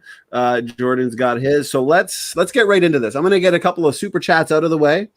And then I'm going to start with the most relevant questions to this debate. Nephilim Free gives a $50 super chat. He says, thanks for everything. My pleasure. Thank you so much for the support, Nephilim Free. He gives another one here, $20 super chat. Says, thanks for hosting my debates, brother. We love critical thinking on this channel, and we love to host debates on all sorts of topics. So my pleasure. Thank you to any debater that comes onto this channel. So now we've got a super chat from George Bond. This one's actually a question. So we'll get right into the questions here. This one's for you, Jordan. So we're going to start with you. George Bond, $5 super chat. Thanks so much, George. Question for Jordan. Why do we find 53% of the uranium and thorium resources in Australia? Well, that would be a great question for a mining and mineral engineer. My brother-in-law is actually a mining and mineral engineer. So maybe he'd have an answer for that. I honestly don't know. No problem. I appreciate the response. Professor McQueen, go ahead. Yeah, the issue of why there are kangaroos in Australia and why there is an enormous amount of uranium in Australia is an interesting thing to ponder. The kangaroo question I'll leave for somebody else, but I will address the uranium issue. When it became clear during the buildup in World War II to the development of the bomb, some of the senior geologists that I worked for in the 1970s were themselves young geologists and had been given the task of finding American uranium deposits. And so they went all over, like in my home state of Tennessee, they went all over looking for uranium deposits in Tennessee and tried to find them. And so there are now maps that do show the amount of what would be called resources and reserves of uranium around the world. It's a remarkable little bit of data that so much of the uranium would be in Australia. Well, how come 10% of the world's petroleum is in the Great Ghawar Field near Kuwait? It's been put there for a purpose. There's an old joke between rabbis and imams. What if we had turned right instead of left after the Red Sea? Then the Jews would have all the oil and the Arabs would have so little. So we don't know the answer to this, but I do appreciate my longtime friend George asking that question. Well, I appreciate that response, David. Jordan, the question was originally for yourself, so if you'd like the last word, go ahead. Nope. Talk to somebody else. Not my area of expertise. Awesome. Okay, guys. Thanks so much for the responses to that question. So here's the next question. I'll pick one out here for Professor McQueen. Let me see here. Got a ton of questions, so we could probably do this for the next 10 hours, but we won't. So so here's a question from, you got it, Professor McQueen. So questions for you from David Neff. Question for McQueen. He asks, what is the mechanism for accelerated nuclear decay, and how did the flood accelerate the nuclear decay? Okay, let's go back to my trying to put Jordan behind the 8 ball here in my analogy. The mechanism is this whole issue of giant halos.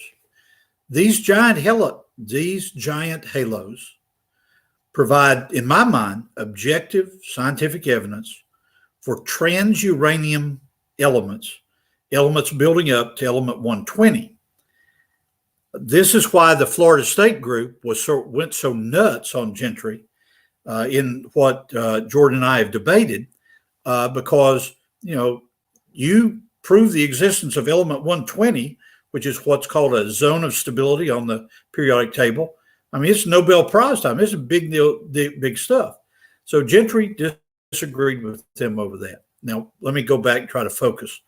I think the giant halos are objective evidence during creation week for accelerated radioactive decay. Why? Because these are enormously energetic atoms that decay so rapidly that you can't even find them today. It's speculated that element 120 is a solid at room temperature, but nobody can produce it. So that's part of it. The second part of it, as I'm about to run out of my 2 minutes here, the second part of it is that. No, you got 3 minutes. David, you got 3 minutes. So you still okay. got I've got a minute here. Okay, I can go on. So repeat the question one more time, please. Let me pull it up here real quick. Can you put it on the screen? Unfortunately, I can't, because a lot of these questions were from. Okay, no problem. Way earlier in the debate. Yeah, don't worry. What is the mechanism for accelerated nuclear decay, and how exactly did the flood accelerate the nuclear decay? Okay. Accelerated nuclear decay, no doubt, was going on from 4,000 years BC all the way through the 1,600 plus years between creation and the flood, and during the flood itself. And so the mechanism for this is, see how to do a reverse logic here. From my viewpoint, it's clear that the continents collided, did tremendous tectonic damage during the time of the flood. And so catastrophic plate tectonics must have occurred. Since that must have occurred geologically, there must be a mechanism for it, which is accelerated nuclear decay that put enough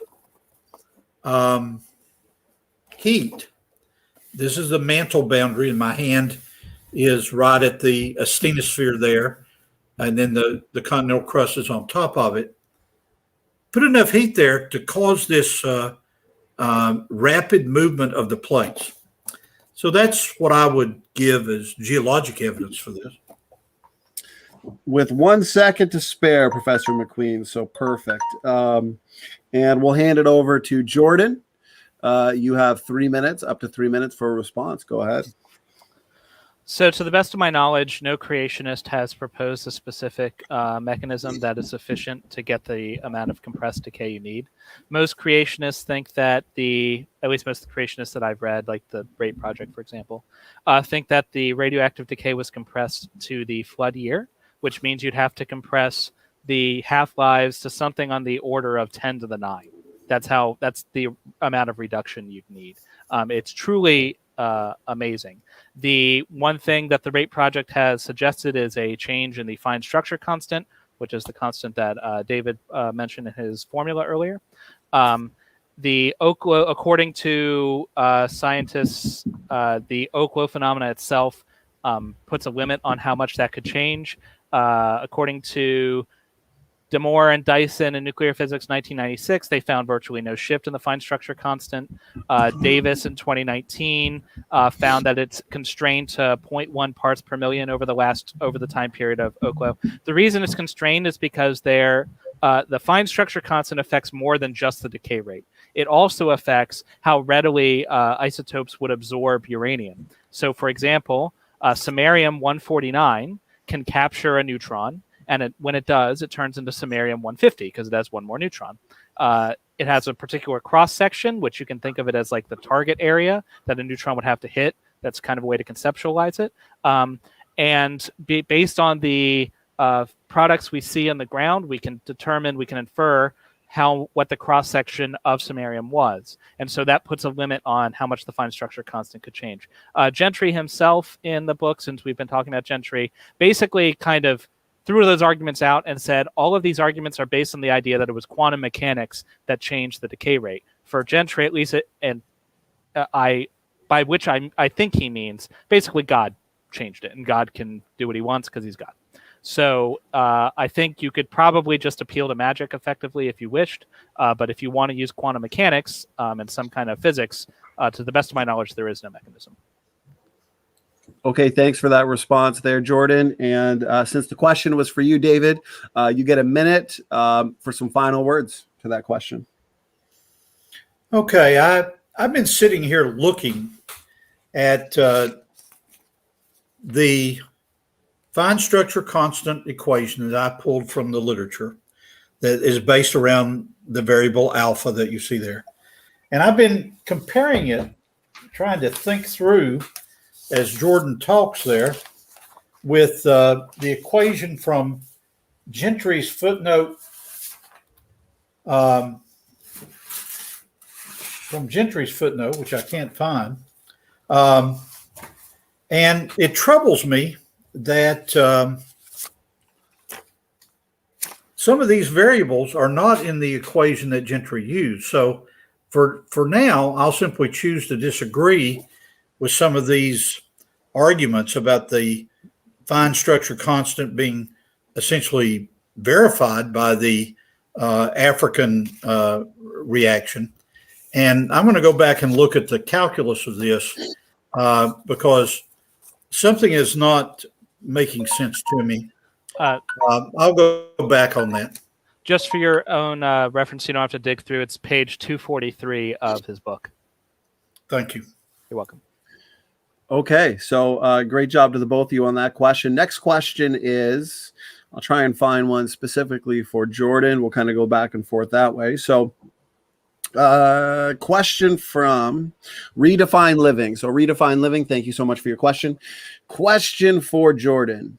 Why are the elements always degrading and never going the other way? So by that, I assume he means why are they decaying and not decaying, I guess. So the way that radioactive, let me put on my timer so I don't go too long. So the way that radioactive decay works is basically, I'm going to vastly oversimplify it because I have to do this in another 3 minutes. So you can imagine that in the nucleus of an atom, you've got protons that are positively charged and neutrons. And positively charged atoms want to pull away from each other. The strong nuclear force is keeping things bound up, and the neutrons are kind of like in between the protons, kind of mediating it. That is completely not at all what's happening physically, but it's a way you can kind of conceptualize it. So I'm aware that that's not actually what's happening, but that's a way to conceptualize it. So basically, if you look at the chart of the nuclides, you'll see that stable elements have a 1-to-1 ratio of neutrons to protons up to a certain point. Then it takes more and more neutrons to become stable. After a certain point, you can't become stable anymore. So what's happening is the instability eventually leads to decay, so they have to emit some kind of particle. Sometimes it's a photon like gamma or X-ray. Sometimes it's a electron like beta or positron. It could be a helium, whatever. They emit something, and that will move them on the periodic table. And eventually, and they'll always get further down to if they decay for more and more and more. Eventually, they decay to the point where they get to something that doesn't decay anymore. That's something that's stable. Often it's lead for like uranium, but it could be other things. And so the reason that things are always decaying and not spontaneously going back up is because you need energy to go back up. You don't just get that for free. So it's a lower energy state for them to decay versus the higher energy state, which is where they started with. That is your extremely fast crash course in nuclear physics. You'll need to read a textbook if you want a more accurate and in-depth explanation. Well, good job at keeping that crash course within a couple minutes. So I appreciate that. We'll hand it over to Professor McQueen. You have up to 30 minutes for a response. Go ahead. Okay, I'm starting my timer. Let's talk philosophy for a minute. I have already pointed out that I might be able to change Jordan's mind between now and Christmas, and he might be able to change my mind between now and Christmas. But why are we not going to change our mind in the next 24 hours? Well, the reason is this. There's a philosophical side to this. I philosophically view decay as related to the second law of thermodynamics, or entropy. And that decay, that radioactive decay, certainly the exposure to radioactive sources in my life, will probably shorten my lifespan. And so decay is, radioactive decay is an enemy of life, essentially. This is one of the traditional creationist arguments against mutations moving evolution forward. So decay is something that Jordan has a philosophical view about, and I do. Now, let me speculate on his view. I would guess that Jordan views the natural radioactive decay as something that he's already commented that he believes the radioactive decay rate is essentially unchanged, and that Gentry's arguments about, not Gentry's arguments, but creationist arguments about a change in the radioactive decay rate, the fact that we do not know initial conditions, the fact that we don't have an idea of the amount of boron and vanadium that might have moved through this part of Africa with those.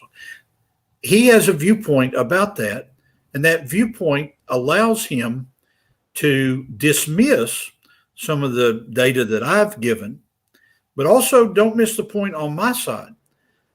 Philosophically, because I believe that God created Adam and Eve in a perfect world, and that their sinful behavior brought on decay and death. You see, from a creationist standpoint, for 100 years, there's been a speculation on, okay, Adam and Eve are sitting in the garden on a granite boulder. There's an appearance of age. Adam and Eve were certainly 20 or 30-year-old adults, so they were only 1 day old. What about the granite? Was there radioactive decay in the granite from creation? Probably not. That came later. And so I viewed decay as an enemy, not as a friend. Thank you so much. 3 minutes, sir. Awesome. Great job to the both of you. So that question originally was for Jordan. Jordan, you now have up to a minute for some final words. So I don't think I've dismissed evidence. I think there's alternative explanations, right? The polonium halos. I talked about the explanation Snelling has, but you can go back and read that. There's something way more cooler going on here. You talked about how radiation is the enemy of life. What that is called is the linear no threshold model, which is the model, and I'm talking real fast, so I have 43 seconds. The model that the nuclear industry uses to regulate. I think that model is nonsense, and so do a lot of nuclear engineers. There's good evidence that some base level of radiation is actually good for life. So they've taken bacteria, brought it deep within the earth so that they can shield it from all of cosmic radiation to lower the amount of radiation to a very tiny, tiny amount. And when they did that, the bacteria that was shielded from radiation did worse than the bacteria that was exposed to some radiation, indicating that perhaps some small baseline level of radiation is actually good for life. And so it might not be that just any radiation is bad. It might be that some radiation is actually good. Fun fact.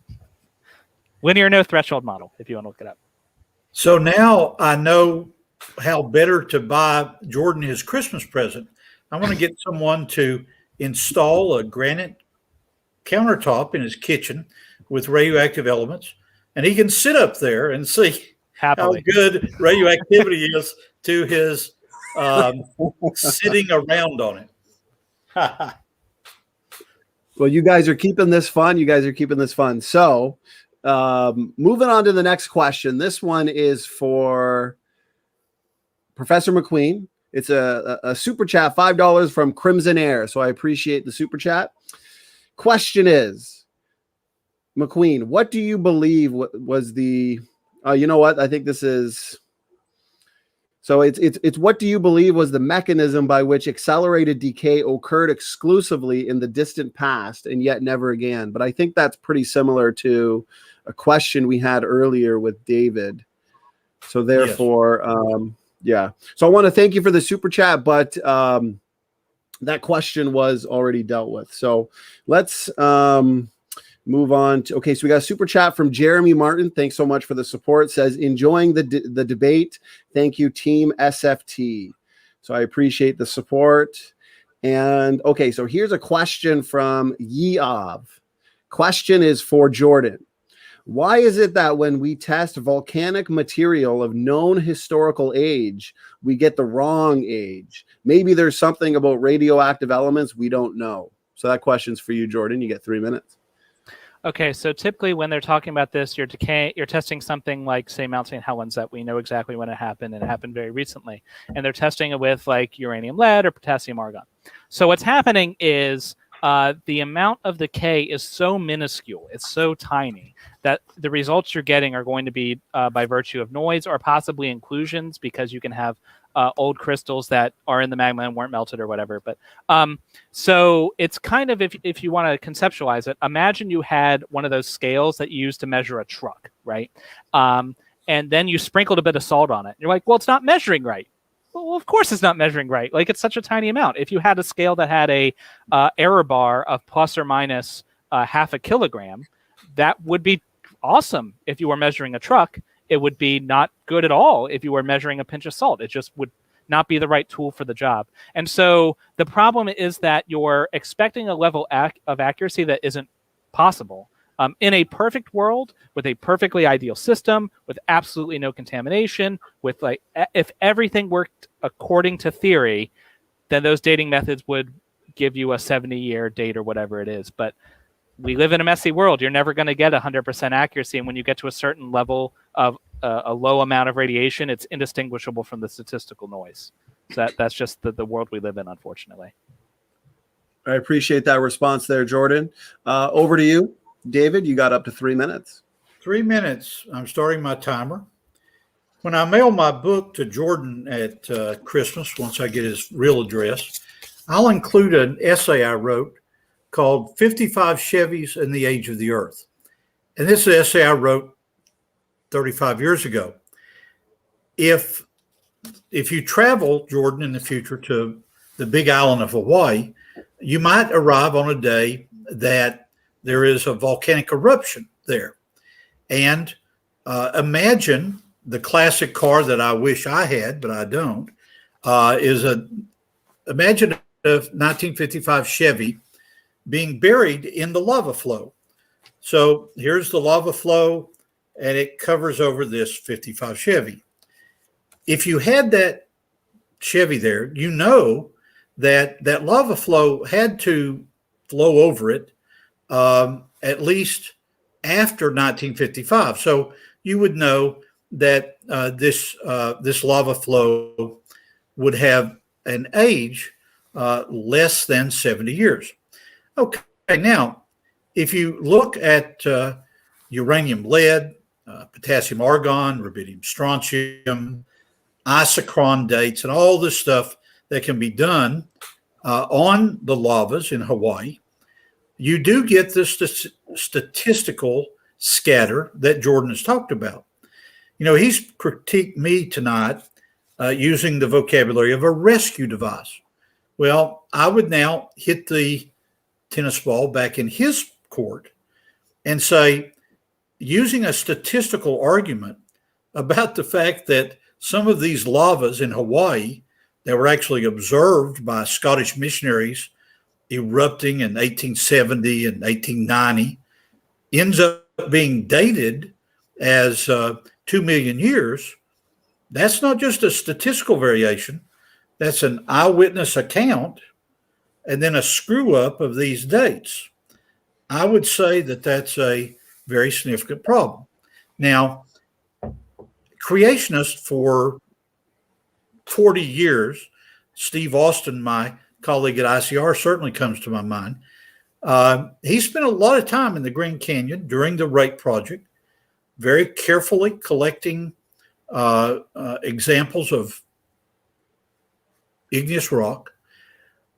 They had an objective third party send these to radiometric dating labs across America, and they returned significantly, far beyond standard deviation of error results. And so the creation community can show some very real problems with the issue of radiometric dating of volcanic events. Well, just on time, just on time. Great job to the both of you. I really appreciate that. You've made this debate very easy to moderate. So thank you to both of you, keeping this respectful and engaging. So hand it over to Jordan. Question was for you originally. So you've got up to a minute for some final thoughts, final words, final comments. Go ahead. I would just caution anyone who's planning on going to look in this data, and you definitely should look it up for yourself and read what the literature says, et cetera, et cetera.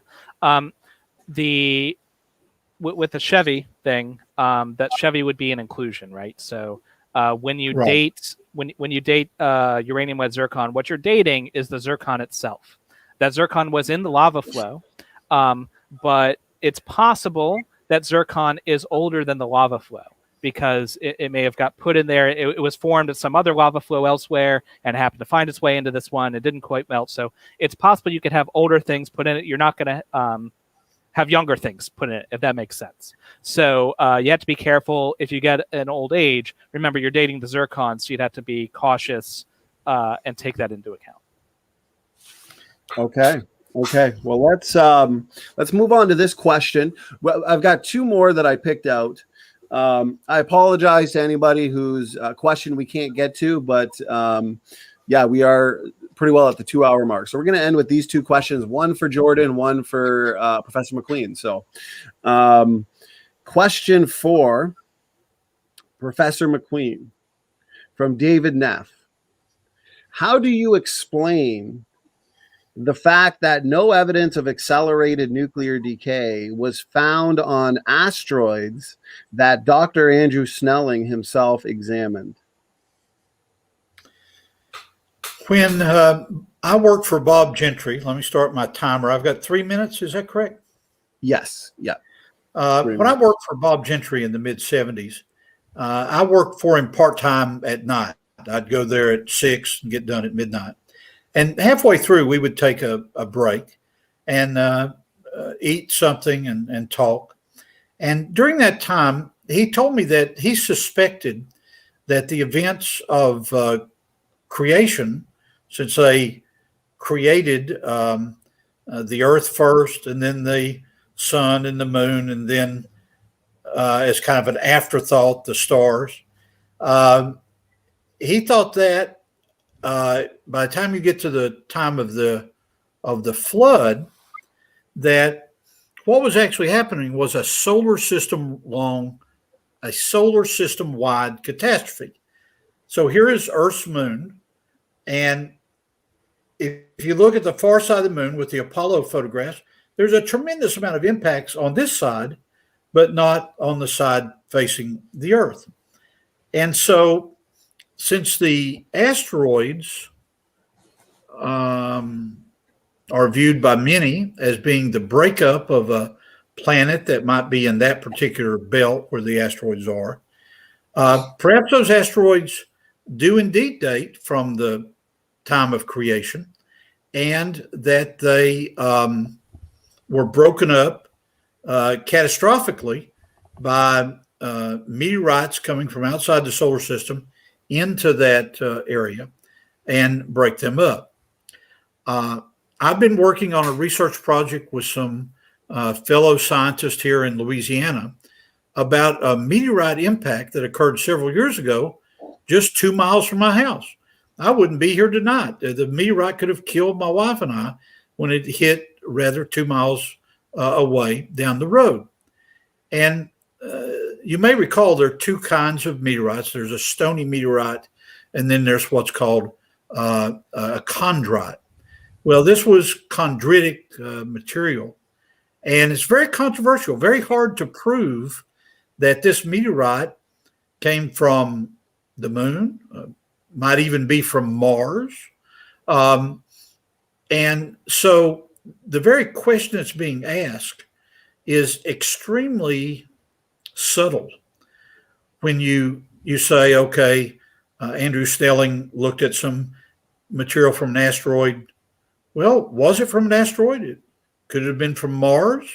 Could it have been from an impact on the moon during the time of creation, throwing something into Earth's crust?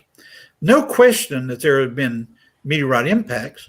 And if you want to look back to a discussion that George and I had last week about the controversial object down in Mexico, you can pursue this further. Okay, thanks for that response, Professor McQueen. Great answers from the both of you. Great questions from the audience. Been a lot of fun. Jordan, you now have 3 minutes for a response. Go ahead. The floor is yours. So it doesn't really matter where specifically the rocks came from. It is, I know there's some challenges in determining exactly which planetary object it came from. But the point is that you've got these rocks that exhibit no evidence of accelerated decay. And if it happened everywhere, it would. So often the mechanism that's proposed, there hasn't been a full explanation, but the mechanism that people like Chaffin at the Rate Project explore is that some universal constant, well, let's say constant, they think it changed, but constant just because that's what everyone calls them, changed, right? And so if you're going to say it changed, the default position, it changed everywhere, right? So the radioactive decay changed. Well, if you're going to say, okay, well, it changed, but then we have this other stuff and it didn't change there. Well, now you have to add another piece to your theory. Okay, well, it changed on Earth, maybe, but not everywhere else. You know, you're making your theory more and more ad hoc. You're adding more layers to the theory beyond the simpler explanation is simply that it didn't happen. Now, that doesn't mean that it's false, but it's not a good practice to add ad hoc pieces to your theory. The more complicated the theory is, the less likely it is to explain reality, all else being equal. Now, it is also, of course, possible that an omnipotent deity chose to wave his hand and change the fine structure constant on Earth and nowhere else. He's an omnipotent deity; he can do whatever he wants. But at that point, we're not doing science anymore. At that point, we're no longer bound by evidence, and we're not, letting the evidence tell us where to go. Basically, we've just said, you know what? I don't care what the evidence says. I don't care what reason or logic or rationality says. I have decided that this is the truth, and I'll say whatever I need to in order to get there. That is an option that you are certainly free to explore if you wish. I personally don't find that kind of explanation compelling. So I prefer to follow the evidence where it lies. Okay, I appreciate that response, and we are going to hand it right back over to Professor McQueen. This question was for you, so you get the last words. You have roughly a minute for some final thoughts. Go ahead. Okay, final thoughts. Well, first of all, I want to thank both you and Jordan. It's been a delightful 2 hours and very instructive. I think that the members of the Standing for Truth audience, the classroom that we brought you into, Jordan and I, should take some time in the next week to think through this issue of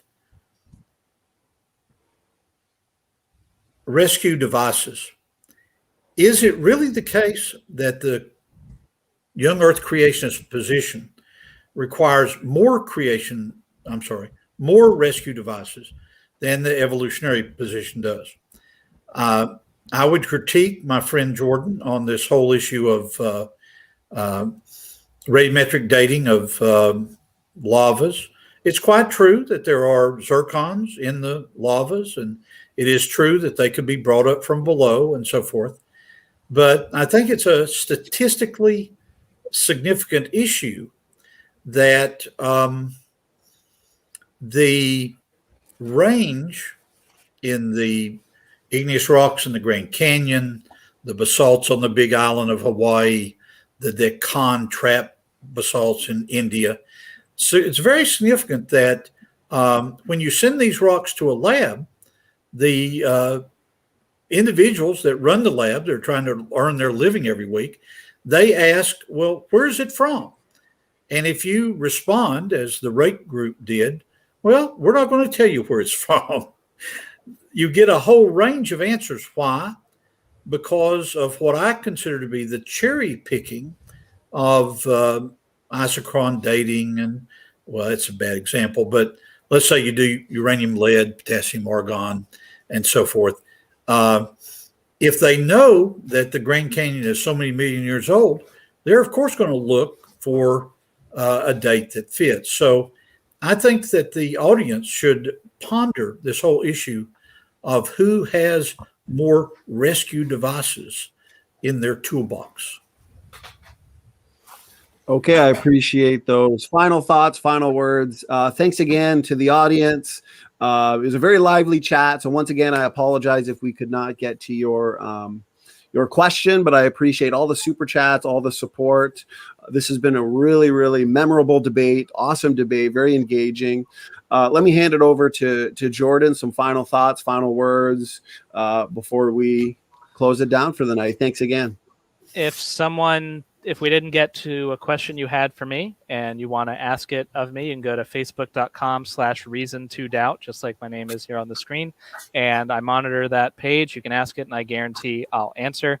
You could ask me a question. You could tell me how great I did. You could tell me in vivid detail exactly why I'm wrong and why I'm an idiot or whatever else. I guarantee you I will read it. So yeah, head over there if you want to ask me a question. And thanks for having me on. I'm going to be at Neff's after party thing too. So you can ask me there. Yeah. So it looks like I appreciate those final words. It looks like we've got an after show over on David's channel. So thanks again.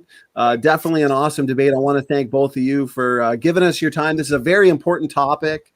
And this was an incredibly informative debate. Both of you are highly knowledgeable. And thank you again for keeping this cordial, respectful, and one to remember. Thank you, Professor McQueen, and thank you, Jordan. Remember, Jordan, to pass on your address to him so you can get your autographed copy of the book. And Erica, Miss Gibbon, I know you're out there someplace. Send Standing for Truth your mailing address. We'll send you a copy too. Thank you, gentlemen. I'm going to go ahead and leave the room. Thanks. Bye. Okay. God bless. Thank you so much. Thanks again to the audience. Anybody interested, head over to David Neff's channel for the after show. We are going on 2.5 hours. So I got to say, time has flown by. I know this was a very technical debate, but I really, really enjoyed it and it deserves a re-listen. So thanks again, Jordan. SFT is out.